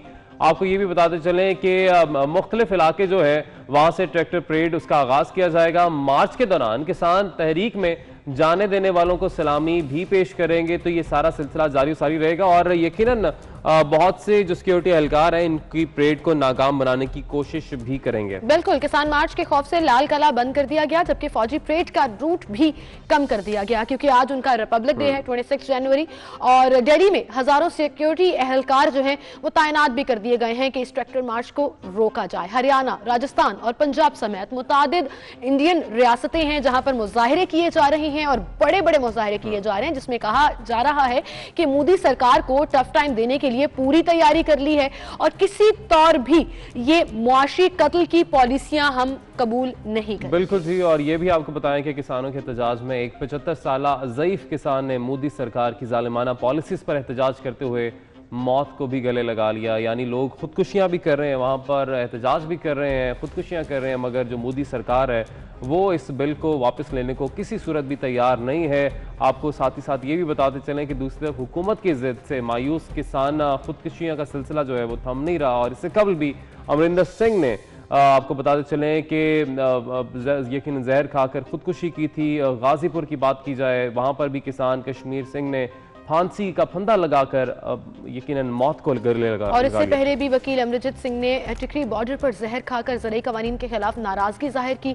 और दिल्ली बॉर्डर पर सबसे पहली खुदकुशी का मामला 16 दिसंबर को सामने आया, लेकिन ढिठाई की हद है मोदी सरकार की कि अपने ही शहरियों और अपने ही देश के बासियों की सुनवाई नहीं कर रहे, ना ही कोई मुज़ाकरात हो रहे हैं, ना ही उनको जो है वो किसी तरह से अकोमोडेट किया जा रहा है। सो इंडिया जो अपनी ही पूरे के पूरी पॉलिसीज के एक जाल में फंस चुका है। वो चाहे कोविड की सिचुएशन देख लें अली, दुनिया में India is on the second number जहां पर कोविड के पेशेंट सबसे ज्यादा रिपोर्ट हो रहे हैं और उनसे कंट्रोल नहीं हो रही है सिचुएशन। ऑल्दो वहां वैक्सीन शुरू हो गई, बट स्टिल अम्बात और पॉजिटिव रेशियो जो है वो बढ़ती ही चला जा रहा है। ऐसी सूरत में जब लोग वैसे ही परेशान है, बेरोजगार हो रहे हैं, गवर्नमेंट को हर सूरत जो है सपोर्ट करना चाहिए अपने लोगों को, किसानों को, यकीनन हमारा जो मजदूर तबका है उसको भी। ऐसी सूरत में भारत में क्या हो रहा है जी वो सबके सामने है और यकीनन बहुत से सवालात इस पर खड़े हो रहे हैं कि जो इंडियन गवर्नमेंट है, जो मोदी सरकार है, वो किस तरीके से इसको टैकल करना चाह रही है, क्योंकि अभी जो है जो सूरत हाल है वो तो मुसलसल खराब होती दिखाई दे रही है। बिल्कुल खराब होती जा रही है। इस पर हम बात करेंगे। हमारे साथ general secretary Austria Sikh community गुरु सेवन सिंह हमारे साथ मौजूद हैं। उन्हें हम खुशामदीद कहेंगे। बहुत शुक्रिया जी वक्त देने के लिए। सबसे पहले तो सवाल यही है कि भारत में ज़रई कवानीन के खिलाफ जो किसानों का एहतजाज काफ़ी अरसे से चल रहा है, मोदी हुकूमत उन कवानीन में तरामीम या उनको वापस लेने के ऊपर बिल्कुल नज़र नहीं आ रहा कि कोई इकदाम करेगी, और खुदकुशियों का सिलसिला भी जारी है और किसान ये कह रहे हैं कि हम अपनी इस तहरीक में पीछे हटने को तैयार नहीं। इस पूरी सिचुएशन को आप कैसा देखते हैं? ਅਸੀਂ ਇੱਕ ਵਾਰੀ ਹੋਰ ਇਸ ਥਾਂ ਤੇ ਇੰਡੀਅਨ ਗਵਰਨਮੈਂਟ ਨੂੰ ਅਪੀਲ ਕਰਦੇ ਹਾਂ ਕਿ ਜਿਹੜਾ ਦੇਸ਼ ਦਾ ਅੰਨਦਾਤਾ ਹੈ, ਜਿਹੜੇ ਦੇਸ਼ ਨੂੰ ਖਾਣਾ ਰੋਟੀ ਪਾਣੀ ਸਾਰਾ ਮਤਲਬ ਸਪਲਾਈ ਕਰਦਾ, ਜਿਹੜਾ ਅੰਨਦਾਤਾ ਦੇਸ਼ ਦਾ ਕਿਸਾਨ, ਉਸ ਕਿਸਾਨ ਦੀ ਜੇ ਤੁਸੀਂ ਹਾਲਤ ਇਹ ਕਰੋਗੇ ਦੇਸ਼ 'ਚ, ਤਾਂ ਦੇਸ਼ ਦਾ ਜਿਹੜਾ ਫਿਊਚਰ ਹੈ ਕੋਈ ਜ਼ਿਆਦਾ ਵਧੀਆ ਨਹੀਂ ਹੈਗਾ। ਸੋ ਇਸ ਪੱਖ ਤੋਂ ਗਵਰਨਮੈਂਟ ਨੂੰ ਵੀ ਸੋਚਣਾ ਚਾਹੀਦਾ ਕਿ ਅਸੀਂ ਜੋ ਕਿ ਇਤਨਾ ਮਤਲਬ ਸਾਡਾ ਇੰਪੋਰਟੈਂਟ ਅੰਗ ਹੈ ਦੇਸ਼ ਦਾ, ਜੋ ਕਿਸਾਨ ਹੈ, ਅਸੀਂ ਉਹਨਾਂ ਨਾਲ ਇਹ ਕਰ ਰਹੇ ਹਾਂ ਕਿ ਉਹ ਮਤਲਬ ਇੰਨਾ ਮਜਬੂਰ ਹੋ ਕੇ ਆਤਮ ਹੱਤਿਆ ਕਰ ਰਹੇ ਹੈ। ਕਿੰਨੇ ਸਾਲਾਂ ਤੋਂ ਉਹ ਇੰਨੀਆਂ ਮਤਲਬ ਆਤਮ ਹੱਤਿਆ ਹੋ ਰਹੀਆਂ ਜੀ। ਸੋ ਉਹਨਾਂ ਨੂੰ ਇਹ ਸੋਚਣਾ ਚਾਹੀਦਾ ਵੀ ਅਸੀਂ ਜੋ ਕਿਸਾਨ ਹੈ ਉਹਨਾਂ ਦੀ ਜਿਹੜੀ ਜਾਇਜ਼ ਮੰਗਾਂ ਉਹ ਅਸੀਂ ਜਲਦ ਤੋਂ ਜਲਦ ਪੂਰੀਆਂ ਕਰੀਏ, नहीं तो जड़ा ये प्रोटेस्ट है ये होर भी तिखा होगा। लेकिन यकीनन यहाँ पे ये सवाल भी पैदा होता है कि कितना टफ टाइम दे पाएंगे किसान, क्योंकि आज सिमल जिसने साहब ने पहले भी जिक्र किया कि एक तरफ फौजी परेड देखने को मिलेगी भारत में, दूसरी तरफ किसान अपनी परेड करने जा रहे हैं। तो जब ये परेड की जाएगी और दूसरी तरफ सिक्योरिटी एहलकार यकीनन रास्ता रोकेंगे भी, तो इस सारी सूरत हाल से आज के दिन में जो किसान है मोदी सरकार को कितना टफ टाइम देंगे, क्या लगता है आपको? किसानों वालों बहुत वड्डी तादाद च ट्रैक्टर मार्च कढ़िया जा रहा है, जिथे कि वख-वख स्टेटां तो किसान आ रहे ने। ये मतलब लगभग जो पता लग रहा है 10 लाख के करीब उत्थे ट्रैक्टर इकट्ठे होणगे।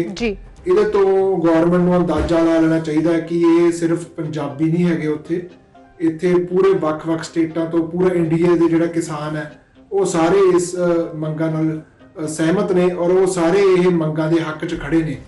ਸੋ ਗਵਰਨਮੈਂਟ ਵੱਲੋਂ ਕੁਝ ਦਿਨਾਂ ਤੋਂ ਪਿਛਲੇ ਦਿਨਾਂ ਤੋਂ ਖਾਸ ਕਰਕੇ ਇਹ ਕੋਸ਼ਿਸ਼ ਸੀ ਵੀ ਇਸ ਪ੍ਰੋਟੈਸਟ ਨੂੰ ਪੀਸਫੁਲੀ ਨਾ ਰਹਿਣ ਦਿੱਤਾ ਜਾਵੇ, ਇਹਨੂੰ ਹਿੰਸਕ ਬਣਾਇਆ ਜਾਵੇ। ਪਰ ਜਿਹੜੇ ਸਾਡੇ ਲੀਡਰ ਸਾਰੇ ਵੀਰ ਭਰਾ ਉੱਥੇ ਬੈਠੇ ਹੋਏ ਨੇ, ਜੁਟੇ ਹੋਏ ਨੇ, ਉਹ ਕਾਫੀ ਦੇਰ ਲੰਬੇ ਦੇਰ ਤੋਂ ਇਹੀ ਮਤਲਬ ਅਪੀਲ ਕਰਦੇ ਸਾਰਿਆਂ ਨੂੰ ਵੀ ਪੀਸਫੁਲੀ ਚੱਲੀਏ, ਪੀਸਫੁਲੀ ਹੀ ਆਪਾਂ ਜਿਹੜਾ ਟਾਰਗੇਟ ਅਚੀਵ ਕਰ ਸਕਦੇ ਹਾਂ। ਤੇ ਉਹੀ ਪੀਸਫੁਲੀ ਜਿਹੜਾ ਹੈਗਾ ਪ੍ਰੋਟੈਸਟ ਕਾਫੀ ਦੇਰ ਤੋਂ ਚੱਲ ਰਿਹਾ ਹੈ ਤੇ ਬਹੁਤ ਵਧੀਆ ਤਰੀਕੇ ਨਾਲ ਚੱਲ ਰਿਹਾ।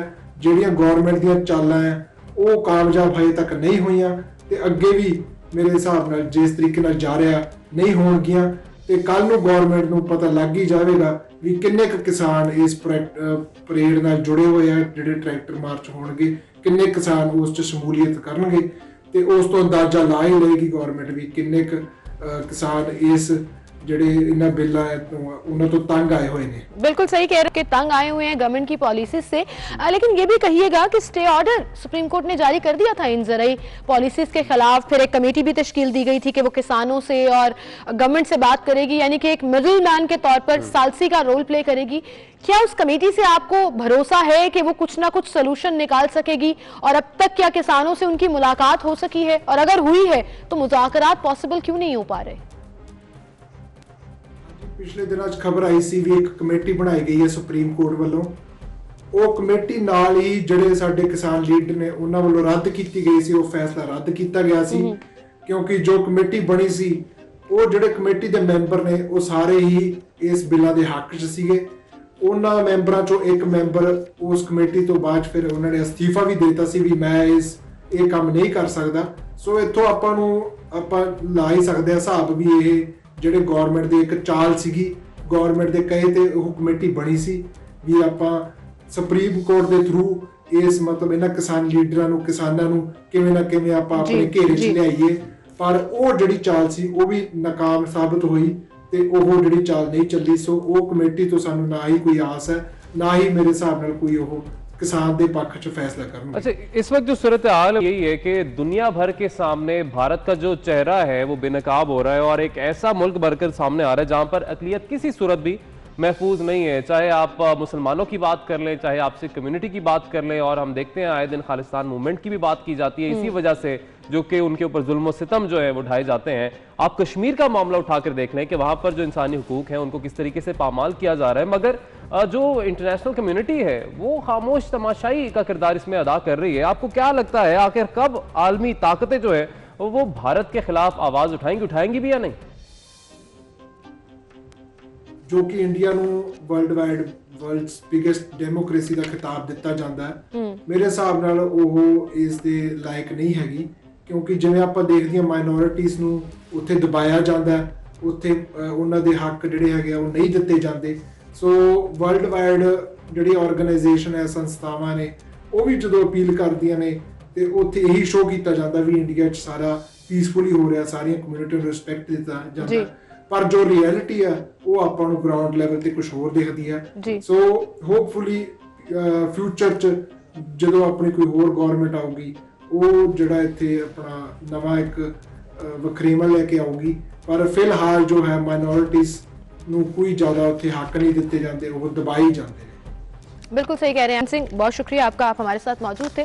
और जाते जाते जो आपने ये बात की कि ये इंडिया जो सेकुलरिज्म होने का दावा करता है और पूरी दुनिया बिगेस्ट डेमोक्रेसी की बात करती है कि इंडिया के अंदर है, वो अपने ही मुंह पर एक थप्पड़ है इंडिया के जब इस तरह के इकदाम किए जाते हैं जहां पर अकलियतों को राइट्स नहीं दिए जाते, और अकलियतों को क्या, अपने भारतीय शहरियों को राइट नहीं दिए जाते। और मैं इस बात से भी स्ट्रांगली इख्तलाफ करती हूँ जो लोग कहते हैं कि हिंदुत्व को प्रमोट किया जाता है इंडिया के अंदर। मुझे तो लगता है वहां पर जो हिंदू है, खास तौर पर अगर आप जाके सर्वे भी करें, और जो जात पात का वहां पर एक सिस्टम है, इवन हिंदुओं को उनके बेसिक राइट्स जो है वो नहीं दिए जा रहे। अच्छा, हिंदुओं को बेसिक राइट्स नहीं दिए जा रहे, और मसला सिर्फ यहीं तक नहीं है कि वो जो आपने सही कहा कि अक़लियतों का सिर्फ मसला नहीं है, सिखों के साथ मुसलमानों के साथ मसला नहीं है, उनके अपने जो हिंदू बरादरी है उसमें उन्होंने इतना ज्यादा जो है वो तासुब पैदा कर दिया हुआ है और क्लासेस पैदा कर दी हैं कि ये हमें बैठ सकता है, ये इस कम्युनिटी से है, ये नहीं बैठ सकता। तो ये सारा जो अछूत का सिस्टम है ये हिंदू बरादरी के साथ ही होता है। बिल्कुल।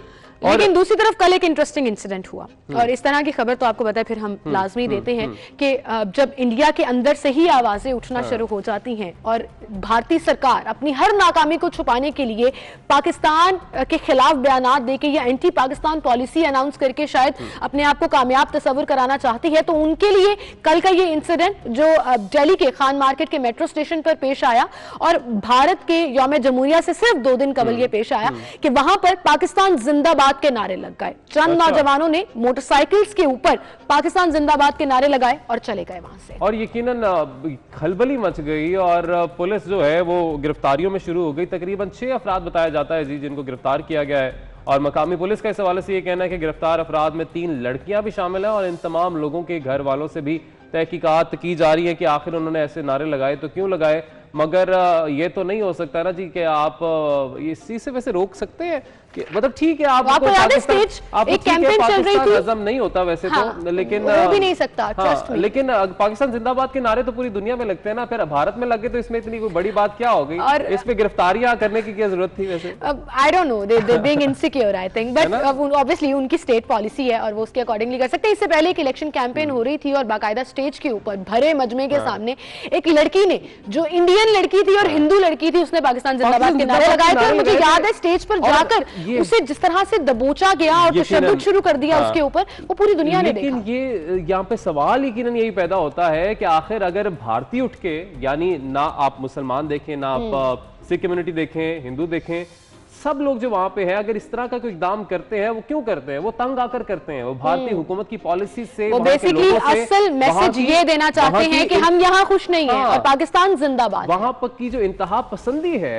उसकी वजह से यकीनन इस तरह के इकदाम उनको करने पड़ते हैं, और मैसेज वो ये देना चाह रहे होते हैं कि पाकिस्तान में जो अकलियतें हैं, यहाँ पर जो माइनॉरिटीज हैं वो कितनी महफूज हैं, यहाँ पर उस तरीके से निजाम क्यों नहीं लाया जा सकता, यहाँ पर पाकिस्तान में जिस तरह से सिख माइनॉरिटीज इंडिया में क्यों नहीं हो सकती, और इससे बड़ी नाकामी मोदी सरकार की कोई हो नहीं सकती।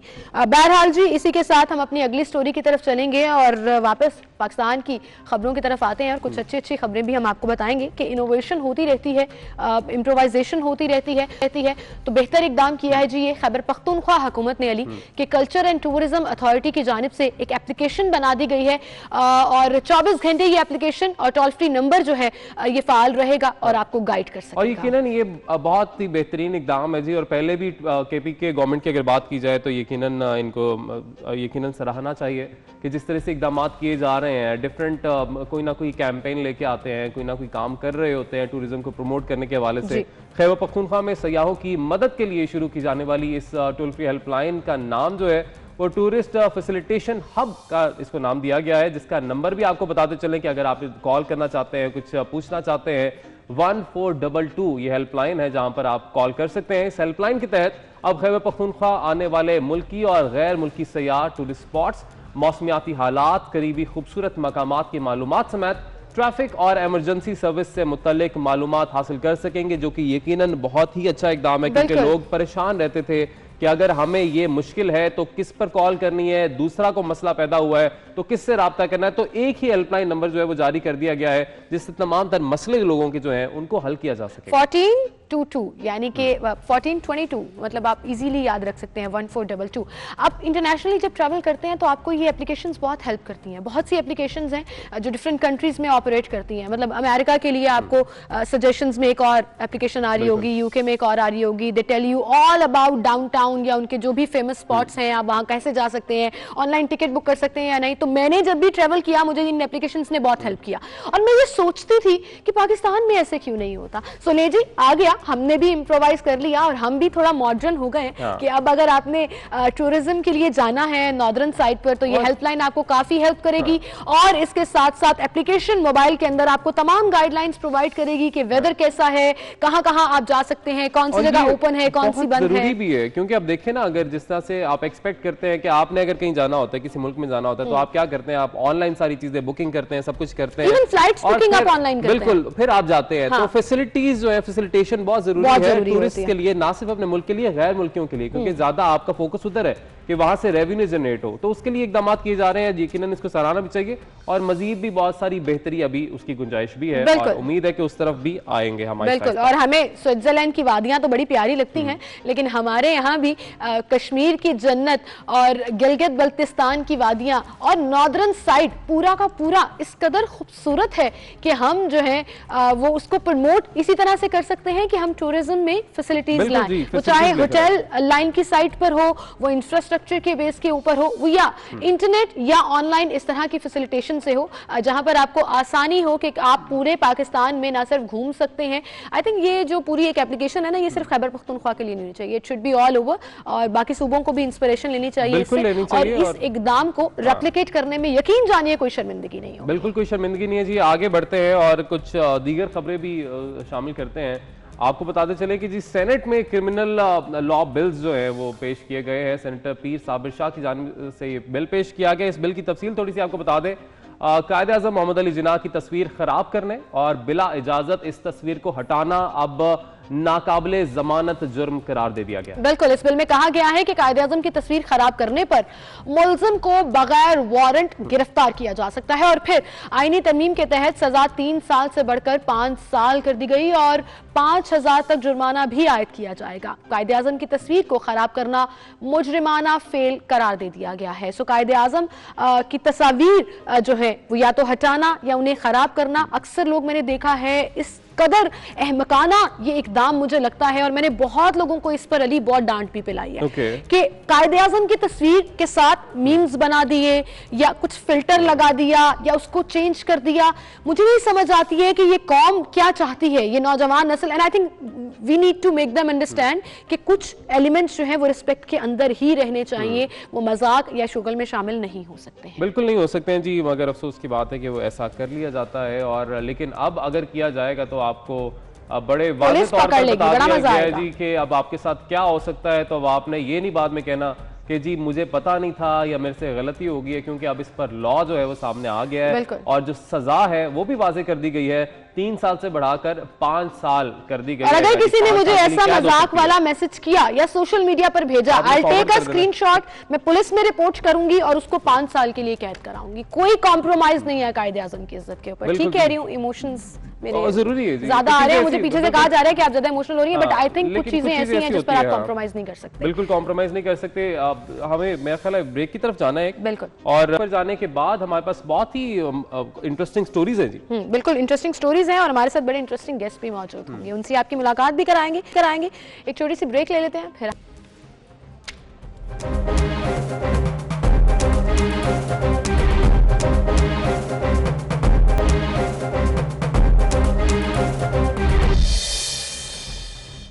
वेलकम बैक नाज़रीन। ब्रेक के बाद एक दफ़ा फिर से आपको खुशामदीद कहेंगे और यकीनन अब बात कर लेते हैं कुछ हमारी ख़वातीन के हवाले से भी, जो कि यकीनन किसी से पीछे नहीं है। आप देख ही रहे हैं कि मेरे से ज़्यादा बोलती हैं और यहाँ पे अबूज़र भी बैठे होते हैं, अबूज़र से भी ज़्यादा ही बोलती हैं, तो किसी से बिल्कुल पीछे नहीं है। लेकिन यकीनन जी लेकिन इसमें मैं आपको अप्रिशिएट ज़रूर करना चाहूँगी कि आप लोग मौका देते हैं। आप जैसे पढ़े लिखे नौजवान मेच्योर लोग इस चीज़ को एक्सेप्ट करते हैं, अदरवाइज हमारी सोसाइटी मुझे लगता है अभी भी कहीं बहुत पीछे है। लेकिन यकीनन सराहना इसलिए चाहिए हमारी खवातीन को जो कि आगे आती हैं और मेहनत कितनी कि उन्हें जो चैलेंजेस का सामना होता है, लड़कों को इतने चैलेंजेस का सामना नहीं होता जितना खवातीन को चैलेंजेस का सामना होता है। जो मुख्तलिफ यकीनन जब एक औरत एक खातून जब घर से निकलती है तो बहुत से उससे चीज़ों का सामना करना पड़ता है और अक्सर हमें देखते हैं हैरेसमेंट के बहुत से केसेस का सामना करना पड़ता है। मगर इन सारी चीज़ों के बावजूद एक लड़की का आगे आना, तालीम में भी यकीनन आगे रहना और उसके बाद फिर प्रोफेशनली आगे जिस तरह से आप हैं, और भी बहुत सारी खवातीन हैं जिसका आप अभी इंट्रोडक्शन भी करवाने जा रहे हैं। मैं इंट्रोडक्शन तो कराने जा रही हूँ, लेकिन आपके काइंड वर्ड्स के लिए थैंक यू सो मच तमाम खवातीन की तरफ से, क्योंकि आई थिंक ये वो मैच्योर अप्रोच है जो हमें अपनी सोसाइटी में चाहिए और आइंदा आने वाले सालों में मैं एक्सपेक्ट कर रही हूँ कि हमारी आने वाली जनरेशन जो है इस चीज़ को रियलाइज़ करेगी। तो ऐसे ही एक पुलिस ऑफिसर खातून का मैं आपसे इंट्रोडक्शन कराऊँ, जो कि अभी रिसेंटली SDPO अपॉइंट हुई और उनकी हुई पुलिस ज्वाइन करना या कोई ऐसी फील्ड ज्वाइन करना जो ये समझा जाता है कि मर्दों की डोमिनेट करती हुई फील्ड है, जिसमें बहुत से चैलेंजेस, बहुत से प्रॉब्लम्स का सामना करना पड़ता है। उनसे हम बात करेंगे कि as a female police officer कौन कौन से चैलेंजेस रहे, व्हाट मोटिवेट्स हर, और पुलिस को ज्वाइन करने में कितनी हिम्मत और कितनी मोटिवेशन उनको मिली और कहां से मिली, इस पर बात करेंगे। हमारे साथ SDPO कौसार इस्लामाबाद पुलिस से आमना बेग साहिबा मौजूद हैं। अस्सलाम वालेकुम जी। अस्सलाम वालेकुम जी। Good morning to you ma'am. और यकीन जानिए कि आपको और आप जैसे तमाम फीमेल पुलिस ऑफिसर्स को खास तौर पर जब मैं देखती हूँ, उनके बारे में पढ़ती हूँ या चीज़ें डिस्कस करती हूँ, या इवन मेरा ऑनर होता है कि मैं उनका इंटरव्यू करती हूँ, तो आप लोग इंस्पिरेशन है हम सब लोगों के लिए कि खवातीन जो है वो किसी भी फील्ड में पीछे नहीं है। Thank you so much for having me on the show and thank you so much kind words please. अब कैसा रहा आपका ये सफर यहाँ तक, कितनी मुश्किलात आई, कितनी हर्डल्स आई, वाई पुलिस डिपार्टमेंट, थोड़ा सा बताइएगा। थैंक यू जी। मैं तो कभी भी नहीं समझती कि कोई हर्डल्स होती हैं एज सच। सिर्फ एक सपोर्टिव फैमिली आपको चाहिए होती है, और अगर आपके पास सपोर्टिव फैमिली है और आप थोड़ा सा हार्ड वर्क करते हैं, so you are able to achieve a lot. जैसा कि आप पूछ रही थी कि क्या वजह थी कि मैंने पुलिस सर्विस जो है वो ज्वाइन की, तो बचपन से जब हम देखते थे कि डॉक्टर्स के पास खवातीन चली जाती थी, क्योंकि फीमेल डॉक्टर्स जो हैं वो मुल्क में अवेलेबल होती थी, और इसी तरह से नर्सेज अवेलेबल होती थी, या स्कूल्स में हम खवातीन चली जाती थी बिकॉज स्कूल में फीमेल टीचर्स होती थी। मैं हमेशा सोचती थी कि हम जब कोई मसला हो जाए तो पुलिस स्टेशन एक खातून क्यों नहीं जाती, खवातीन का वहाँ जाना एक बुरी बात समझी जाता था। तो हमेशा I used to think about it, और मुझे हमेशा ये लगता था कि क्योंकि मुल्क की आधी पॉपुलेशन है ही खवातीन, हमारे मुल्क में almost half of the population is women, तो मुझे ये समझ आई कि बिकॉज हमेशा हम एक पुलिस मैन देखते हैं, हम एक पुलिस वुमेन नहीं देखते। शायद यही वजह है कि खवातीन जब वो किसी मसले में फंस जाती हैं तो वो पुलिस स्टेशन नहीं जाती। तो मैंने तब ये सोचा था कि I will join the police so that I can pave way for the other women. बिल्कुल जी, और बहुत ज़रूरी भी है, जिस तरह से आपने जिक्र किया कि खवातीन नहीं जाती, बुरा समझा जाता है। मैं एक एग्जांपल शेयर कर देता हूँ, मेरे खुद के साथ हो चुका है, हमारे रिलेटिव्स के साथ हो चुका है कि आप जब पुलिस स्टेशन में जाते हो, वहाँ पर अगर एक आपको अफसर मिल भी जाए, इन्होंने पीछे कमरे रूम्स में बने होते हैं इनके, यकीनन उनके एक थोड़े रेस्ट के लिए या जिसके लिए भी रूम्स बने होते हैं, वो बाकायदा अपने यूनिफॉर्म्स में भी नहीं होते, और अगर कोई औरत आ रही है, कोई मर्द आ रहा है, वो उसी तरीके से उनको डील करते हैं, और यूनिफॉर्म भी नहीं, उसका एहतराम भी नहीं करते। बहुत सी चैलेंजेस का फिर वहाँ पर भी सामना करना पड़ जाता है खवातीन को जो अपनी सुनवाई के लिए वहाँ पर जाती हैं। लेकिन इसलिए ज़रूरी भी है कि मज़ीद जो खवातीन है वो पुलिस डिपार्टमेंट में आए, ताकि उन खवातीन की सुनवाई हो सके, उनकी कोई बात सुनने वाला हो बेहतर तरीके से। अच्छा, हम आपसे ये यकीनन हम जानना चाहेंगे कि आपका जो सफ़र रहा यहाँ तक का, जो जर्नी था, उसमें कितनी मुश्किलात का सामना रहा, कोई चैलेंजेस का आपको सामना करना पड़ा, कोई एक्सपीरियंस आप हमारे साथ शेयर करना चाहें? जी बिल्कुल, क्योंकि before I join the police मैं खुद भी हमेशा सबको यही कहती हूँ कि मैंने अपनी ट्रेनिंग में after I cleared my CSS पास करने के बाद जब मैं पहली दफ़ा पुलिस स्टेशन आई तो वो मैं अपनी ट्रेनिंग के दौरान ये में आई। इससे पहले मैं भी कभी पुलिस स्टेशन नहीं आई थी। और उसके बाद ऐसा था कि हमें भी जिस तरह से आपने बयान फरमाया कि ख़वातीन को नहीं समझा जाता, अच्छा डिसरिस्पेक्ट सी समझी जाती है अगर पुलिस स्टेशन का रुख करे, तो मैं भी शायद यही समझती थी before I join the police department. Hurdles की मैं बात इसी तरह से, मुझे ऐसा लगता था कि जब मैं पुलिस डिपार्टमेंट ज्वाइन करूंगी तो यहाँ पे मुझे बहुत सारी डिस्क्रिमिनेशन फेस करनी पड़ेगी। शायद मेरे जो अंडर कमांड ऑफिसर्स हैं जूनियर रैंक्स के, वो मेरे ऑर्डर्स को ना फॉलो करें, शायद मेरे सीनियर्स मुझे सीरियस ना लें बिकॉज मैं खातून हूँ।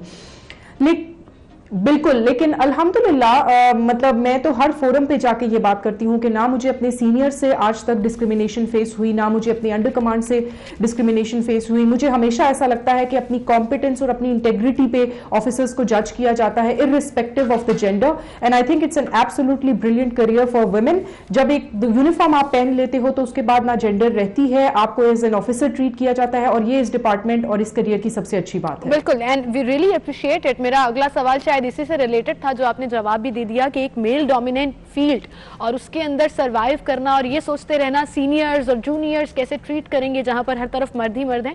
बट आई रियली अप्रिशिएट कि पुलिस डिपार्टमेंट जो है इस चीज को ना सिर्फ एक्सेप्ट करता है बल्कि ओनरशिप भी लेता है। सो आमना जी, ये कहिएगा कि अब पुलिस में भी दो साइड्स होती हैं, इन्वेस्टिगेशंस भी हैं, ऑपरेशंस भी हैं, जिसमें you have to be very strict, आपको मुल्ज़िमान के साथ डील भी करना पड़ता है, चीज़ों को देखना भी पड़ता है। What is your favourite side of this field? आप क्या ज़्यादा इंजॉय करती हैं, और आपके बारे में ज़रा राय भी बताइएगा। ऑब्वियसली सुना तो होगा ही आपने कि स्ट्रिक्ट हैं आप ज़रा, या बड़ी मासूम सी प्यारी सी जैसे अभी नज़र आ रही हैं, बड़ी क्यूट सी स्माइल भी दे रही हैं। जी, यूजुअली ऑपरेशंस को प्रेफर करती हूँ। मेरी पहली पोस्टिंग्स भी जो थी, I was with Punjab police since I started my career. मैंने गुजरात में पोस्टिंग की हुई है, मैंने एक SDPO शिप जो है वो पिंडी में की हुई है, फिर again I was in Pindi cantt. तो मैंने बड़े जो ऑपरेशनल साइड है उसको एंजॉय किया है अपनी फील्ड में, जिसमें लॉ एंड ऑर्डर भी है, जिसमें इन्वेस्टिगेशंस भी हैं, जिसमें रेड्स भी हैं, और जो प्रॉपर इंटेरोगेशंस हैं वो भी हैं। तो I really like that, and I feel कि पुलिस का प्रोफेशन बेसिकली बेस्ड ही इन चीज़ों पे है। So if you want to excel you have to like it. बिल्कुल, you have to like it. ये बड़ा मुश्किल काम होता है वैसे, लेकिन स्ट्रिक्टनेस के बारे में आप जरा बताइएगा कि आपके सबऑर्डिनेट्स या आपके डिपार्टमेंट के लोग क्या कहते हैं, या what's your perception of yourself? आप कैसी हैं, आप स्ट्रिक्ट हैं या you go other way around और स्मार्टली उस चीज को देखती हैं? जी, मैं थोड़ा सा आप लोगों को बताती चलूं कि पुलिस के बारे में परसेप्शंस जो हैं वो काफ़ी गलत हैं इस वक्त, जो इस वक्त क्या इससे पहले भी, ना सिर्फ मीडिया पे बल्कि लोगों पे भी।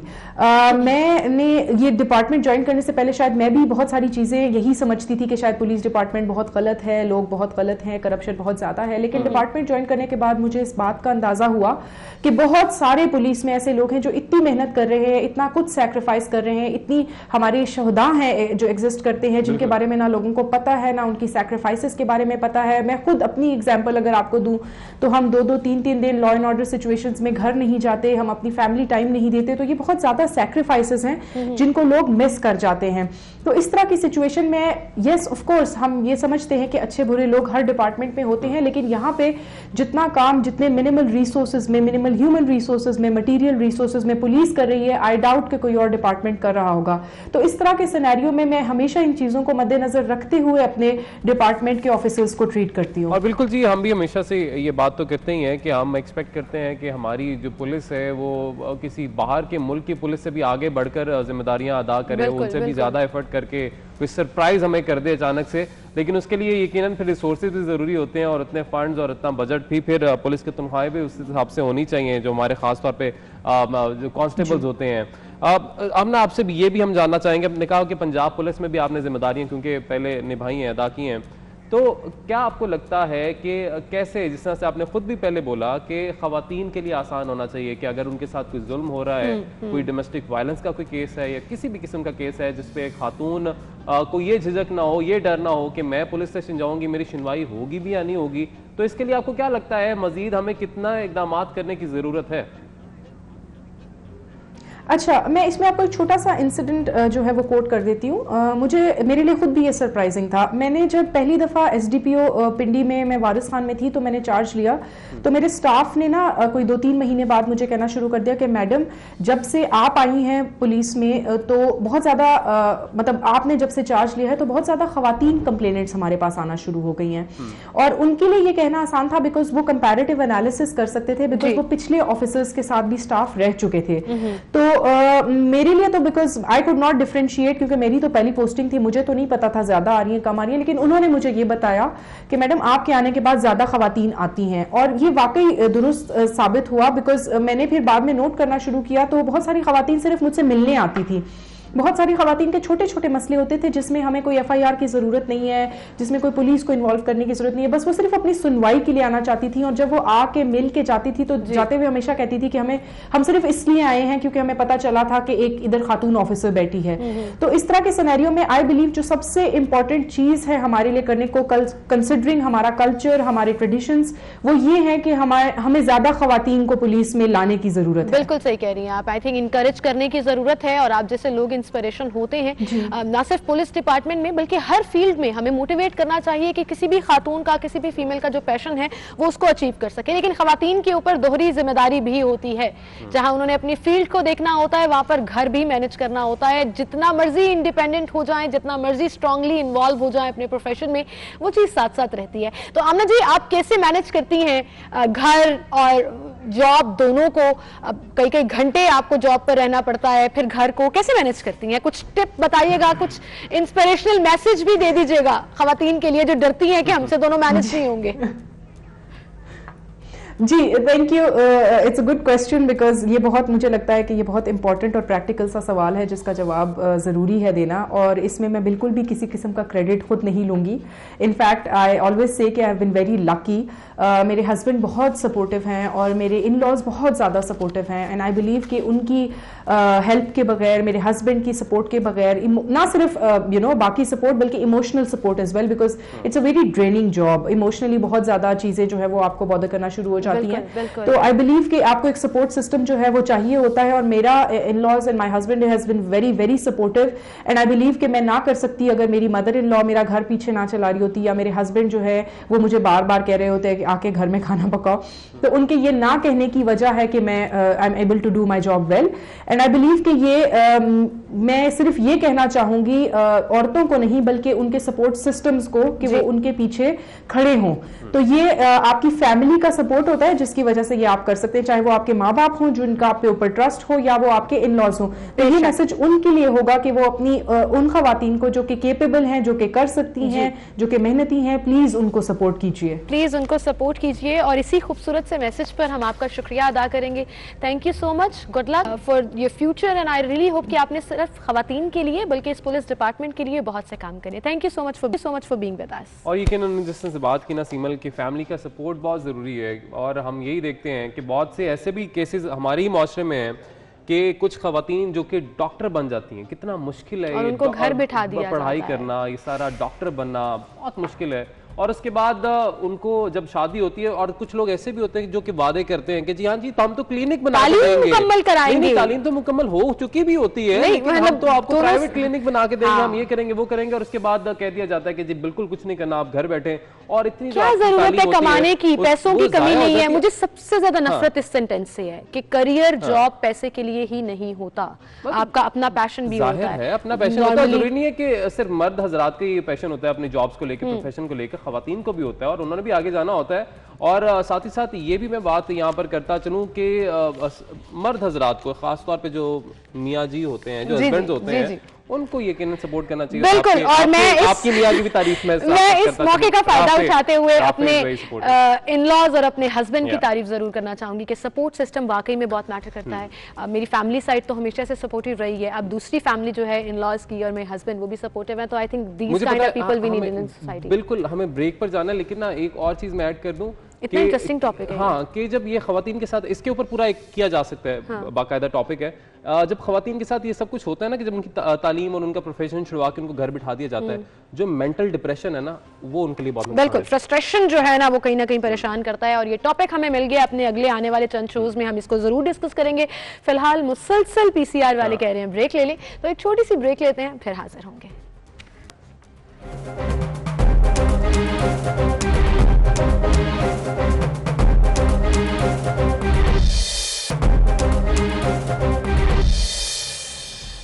वेलकम बैक नाज़रीन, एक बार फिर से आपको खुशामदीद कहेंगे। एक ऐसा प्लेटफॉर्म रली का और मेरे ख्याल से हर पाकिस्तानी का बड़ा फेवरेट होता है सोशल मीडिया, जिसके ऊपर बहुत सी बात हो रही थी कि हम कंट्रोल लगा देंगे, हम पाबंदियां लगा देंगे। गवर्नमेंट की तरफ से ये अनाउंस किया गया, उसके बाद ज़ेरे समात है केस, और इस पर अब हुकूमत जो है वो सोशल मीडिया रेगुलेट करने के जो कवायद है उस पर नजरसानी के लिए भी तैयार हो गई है। बिल्कुल जी, तैयार होगी। और किस तरीके से नजरसानी की जाएगी, स्टेक होल्डर्स जिन्हें कहा जा रहा है वो कौन है और क्या उनसे पूछा जाएगा भी या नहीं पूछा जाएगा, इस तमाम तर सूरत-ए-हाल पर बात करने के लिए हमारे साथ सोशल मीडिया एक्सपर्ट मौजूद हैं जी, बाबर ज़हूर साहब। सर, बहुत शुक्रिया आपके वक्त का, very good morning to you. आप से यकीनन सबसे पहले तो हम यही जानना चाहेंगे कि ये जो सारा मामला है, जो हुकूमत चाह रही है कि किसी तरीके से सोशल मीडिया को कंट्रोल किया जाए, किस तरीके से हुकूमत का इस पर पॉइंट ऑफ व्यू जो है वो है क्या, पहले तो ये बताइएगा। अच्छा, ये thank you very much first ने मुझे इनवाइट किया इस इम्पोर्टेंट टॉपिक पे बात करने के लिए। अच्छा, हुकूमत जो है सोशल मीडिया को रेगुलेट करने के लिए जो प्रोसेस में अपनी चीज़ें इन्वॉल्व कर रही है, उसमें 4 चीज़ें जो बेसिकली वो कही जा रही हैं, जो हमें समझ आती हैं कि रिलीजन के खिलाफ, स्पेशली इस्लाम के खिलाफ अगर कोई बात हो, नेशनल इंटरेस्ट के खिलाफ कोई बात हो, कोई फेक न्यूज़ अगर कोई शख्स सोशल मीडिया पे चलाने की कोशिश करे जिसके जरिए से कोई इंतशार पैदा हो सकता है, कोई मसाइल पैदा हो सकते हैं, और अनएथिकल मटेरियल में आपको पता है कि आजकल बहुत सी ऐसी चीजें हो रही हैं जो रेगुलेशन की वजह से हम प्रॉब्लम्स का शिकार हो रहे हैं। हमारे बच्चे भी सोशल मीडिया को एक्सेस करते हैं और बहुत से चैलेंजेस हैं जो हम फेस कर रहे हैं। तो ये 4 चीजें बेसिकली हुकूमत ये चाहती है कि इन 4 चीजों की बेस पे हम सोशल मीडिया को कंट्रोल करें और सोशल मीडिया के कोई बाउंड्री तय की जाए। अच्छा, ये हेयरिंग हुई कल जस्टिस अतर मिनुल्लाह के साहब के सामने, जो कि इस्लामाबाद हाई कोर्ट के चीफ जस्टिस हैं, और अटॉर्नी जनरल ने उनके सामने, मतलब जो दरखास्त गुजार हैं राजा एहसन महमूद, उनके लॉयर पेश हुई जहांगीर जदून। उन्होंने कहा कि जी हम ये सोशल मीडिया के जो कानून हैं, जो हुकूमत हमारे आर्टिकल 19 और 19A के मुताबिक उसके अगेंस्ट बनते हैं, हम ये नहीं होने देंगे। इस वजह से हमने दरख्वास्त जो है इस्लामाबाद हाई कोर्ट में पेश की है। अच्छा, इसमें चैलेंज क्या है? इसमें चैलेंज ये है कि आर्टिकल 19 और 19A ये उसके अगेंस्ट भी जा रहा है, क्योंकि इसके अंदर हुकूमत जी क्योंकि इसके हुकूमत बज़ाहिर तो वो 4 चीजों को कंट्रोल करना चाह रही है, लेकिन इसके अंदर ये फील हो रहा है स्टेक होल्डर्स को कि वो और बहुत से कंट्रोल को अपने सिस्टम सोशल मीडिया पे लागू करना चाहती है। कंट्रोल से मुराद ये है कि अगर किसी पॉलिटिकल शख्स के खिलाफ कोई बात करे तो शायद उनको भी धर लिया जाए, या हुकूमत के खिलाफ बात करे तो शायद उनको भी धर लिया जाए। देखिए, बाउंड्रीज तो तय होनी चाहिए। बाउंड्रीज इस वजह से तय होनी चाहिए ताकि हमारा जो नेक्स्ट जनरेशन है, हम उसके लिए कोई अच्छे कवायद छोड़ के जाएं और ये चीजें कंट्रोल करें, लेकिन उन बाउंड्रीज की नजर में हम ऐसा काम ना करें जो कि आम लोगों के हकूक को सल्ब करे। और असल सवाल भी यही है बाबर साहब कि आम लोगों के हकूक को सल्ब ना किया जाए और इन तमाम रूल्स की आड़ में कोई ऐसे डिसीजंस ना ले लिए जाएं कि हर कोई, और खास तौर पर हुकूमत वक्त जो है वो अपने आप को बचा ले कि अब गवर्नमेंट के खिलाफ भी कोई बात नहीं हो सकती, आपको पकड़ लिया जाएगा। अब स्टेक होल्डर्स का जो जिक्र हो रहा है, सबसे पहले तो मुझे ये क्लियर कर दीजिएगा कि स्टेक होल्डर्स कौन है। मैं भी स्टेक होल्डर हूं, अली भी स्टेक होल्डर है, आप भी हैं, जो सोशल मीडिया पे है उन सबका स्टेक है उसके ऊपर। तो कौन से स्टेक होल्डर्स की बात हो रही है? बिल्कुल स्टेक है। सबसे पहले तो ISP associations of Pakistan stakeholder है, उसके बाद जो आपकी सिविल सोसाइटी ऑर्गेनाइजेशंस हैं वो स्टेक होल्डर हैं, आपका आम यूजर स्टेक होल्डर है, आपके YouTubers, blogger, social media influencer ये स्टेक होल्डर हैं। कहने का मकसद ये है कि हर शख्स जो भी कनेक्टेड है इस सारे सिस्टम के साथ वो सारे स्टेक होल्डर हैं। ऑब्वियसली हमारी जो सोशल मीडिया की यूजेज है वो हमारी डेली यूजेज का हिस्सा बन गई है, हमारी जिंदगियों का हिस्सा बन गई है। इसके अलावा आपके जो AIC के नाम से, एशियन इंटरनेट कल्यूजन के नाम से, अच्छा ये अमेजॉन, एप्पल, फेसबुक, गूगल और ट्विटर ये बिग 5 हैं जो दुनिया की बड़ी कंपनीज हैं। इन्होंने एक समझने के एक छोटा सा कंसोर्शियम बिल्ड किया है। एशिया में ये बड़ी कंपनीज हैं। अच्छा ये सोशल मीडिया को डोमिनेट करते हैं, इन सब के पास ये ताकत है, इन्होंने प्लेटफॉर्म प्रोवाइड किया है कि ये सोशल मीडिया को रन कर रहे हैं, ये 5 बड़ी कंपनियां।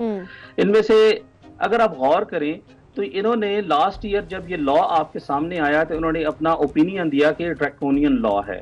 अच्छा इनको कहा क्या गया, इन्हें कहा गया कि आप 24 घंटे के अंदर अगर वो मवाद जो कि इन 4 चीजों के अंदर आएगा, जिसमें रिलीजन, स्पेशली इस्लाम, नेशनल आपका इंटरेस्ट है, फेक न्यूज है और अनएथिकल मटेरियल है, अगर आप इसको 24 घंटे के अंदर सोशल मीडिया से नहीं उतारेंगे तो आपको हम बैन कर देंगे विद इन द कंट्री और 500 मिलियन पाकिस्तानी रुपीस का आपके ऊपर फाइन लगेगा। अच्छा कुछ हद तक तो ये बात ठीक है, लेकिन आप कैसे उन लोगों को कंट्रोल कर सकते हैं जो आपके मुल्क में अपने दफ्तर खोल के नहीं बैठे हुए, ना वो आपके मुल्क के अंदर किसी किस्म का टैक्स पे कर रहे हैं। ये भी इंपॉर्टेंट बात है, हमें इसको भी समझने की जरूरत है कि ये बड़ी कंपनियां पाकिस्तान जैसे मुल्क से करोड़ों रुपए नहीं अरबों रुपए कमाती है। बिल्कुल सही कह रहे हैं। आपका जो सोशल मीडिया इस्तेमाल हो रहा है, आपके मुल्क के अंदर से ये क्लाउड की सर्विसेज इस्तेमाल हो रही हैं, बहुत सी ऐसी सर्विसेज हैं जो जिनमें हमारा जो रेवेन्यू जाता है हमारा, बिल्कुल जी, तो हम यहाँ से उनका रेवेन्यू भी जनरेट कर रहे हैं। तो हमें सबसे पहले ये बात करनी चाहिए कि ये इदारे पाकिस्तान के अंदर अपने दफातर खोलें, दफातर खोलने के साथ वो हमारे टैक्सेशन सिस्टम का हिस्सा बने, हमारे बच्चों को नौकरियां दें, हमारे मुल्क के अंदर रिसर्च सेंटर होने चाहिए उनके। ये देखिए ये बातें आप किसी को डरा के नहीं करवा सकते, आपको म्यूचुअल डिस्कशन में ये सारी चीजें करनी होती हैं। आपको इन कंपनियों को कुछ बेनिफिट देना होंगे और अगर ये कंपनियां पाकिस्तान में आएंगी तो सिर्फ टैक्स नहीं आएगा बल्कि आपके मुल्क के अंदर एक और नया रेवोल्यूशन स्टार्ट होगा, क्योंकि ये R&D जब पाकिस्तान में करेंगे, जब हमारे इंजीनियर्स को एंगेज करेंगे तो हमारा लोकल इकोसिस्टम भी ठीक होगा। ठीक है, और यकीनन ये चीजें भी बेहतर हो जाएंगी। लेकिन सवाल यहाँ पर यही पैदा होता है कि यकीनन पहले भी इंतशार फैलाने के हवाले से कवानीन मौजूद हैं, साइबर क्राइम विंग जो आपका एक्टिव रहता है और लॉज भी मौजूद हैं कि आप मजहब के हवाले से इंतशार नहीं फैला सकते, आप किसी के हवाले से कोई गलत इंफॉर्मेशन इंटरनेट पर नहीं फैला सकते, उसके हवाले से साइबर क्राइम लॉज मौजूद हैं, तो उस पर भी पकड़ होती है। मगर आपका वही जो नुक्ता आपने पहले भी जिसका जिक्र किया कि इसमें बहुत सारे तहफ़्फ़ुज़ात जो लोगों के सामने भी आ रहे हैं कि शायद जो फ्रीडम ऑफ स्पीच है उस पर किसी तरीके से कंट्रोल करने की कोशिश की जा रही है, तो फिर इसको एड्रेस करने के लिए अदालत ने अब क्या कहा है हुकूमत को, ये प्लीज बता दीजिएगा। हुकूमत ने तो अदालत को अटॉर्नी जनरल ने ये कहा है कि जी हम स्टेक होल्डर्स की जो जितनी सिफारिशात हैं उनके हिसाब से हम इंशाल्लाह आपके सामने लेके आएंगे रिपोर्ट, और अदालत ने ये कहा कि आपके पास 4 हफ्ते हैं, आप नेक्स्ट 26 फरवरी तक मेरा ख्याल है उन्होंने पोस्टपोन की है डेट, और नेक्स्ट डेट हेयरिंग के अंदर उन्होंने कहा है, अदालत ने कहा है आइंदा आने वाली जो समाअत है उसमें देखा जाएगा, उसमें रिपोर्ट जमा करवाई जाएगी अटॉर्नी जनरल साहब की जानिब से भी, और देखा जाएगा कि स्टेक होल्डर्स से किस तरीके से पूछा जाता है। वैसे पहले जिस तरीके से मुशावरत की जाती है और पूछा जाता है वो तो हमारे सामने बिल्कुल, ये कौन डिसाइड करेगा कि स्टेक होल्डर्स क्या हैं, ये कौन डिसाइड करेगा कि नजरसानी शुदा जो है कवायद का वो क्या है, और किस तरीके से ये मेक श्योर करेंगे कि ये तमाम कंपनीज, उन्होंने 5 कंपनीज का नाम लिया, मैं शायद उसमें इंस्टाग्राम, फेसबुक, ट्विटर सबको शामिल कर दूंगी, क्या वो पाकिस्तान में अपना ऑफिस खोलेंगे या नहीं खोलेंगे, क्योंकि अभी तक कुछ पॉजिटिव रिस्पॉन्स जो है वो उन तमाम दफा से नहीं आया। ऑब्वियसली खुलने तो चाहिए, पाकिस्तान को रेवेन्यू भी जनरेट होना चाहिए, उनको अगर मिल रहा है तो इनको भी टैक्स पे करना चाहिए यहाँ पे, लेकिन इस सारे मामले के बाद ये सूरत हाल नहीं होनी चाहिए कि आप रेगुलेट जरूर करें, होना चाहिए फॉल्स इन्फॉर्मेशन के हवाले से जो लोग हैरेस होते हैं सोशल मीडिया पर, उस हवाले से भी इक़दाम होने चाहिए, लेकिन जो चीज नहीं होनी चाहिए वो ये नहीं होनी चाहिए कि लोगों की फ्रीडम ऑफ स्पीच पर कंट्रोल आप नहीं लगा सकते, ये आप समझ लीजिए। बहरहाल जी इसी के साथ आपसे इजाजत चाहेंगे, इंशाल्लाह कल सेम टाइम पे मुलाकात होगी। आप सब अपना बहुत सा ख्याल रखिएगा, अल्लाह हाफिज, गुड मॉर्निंग।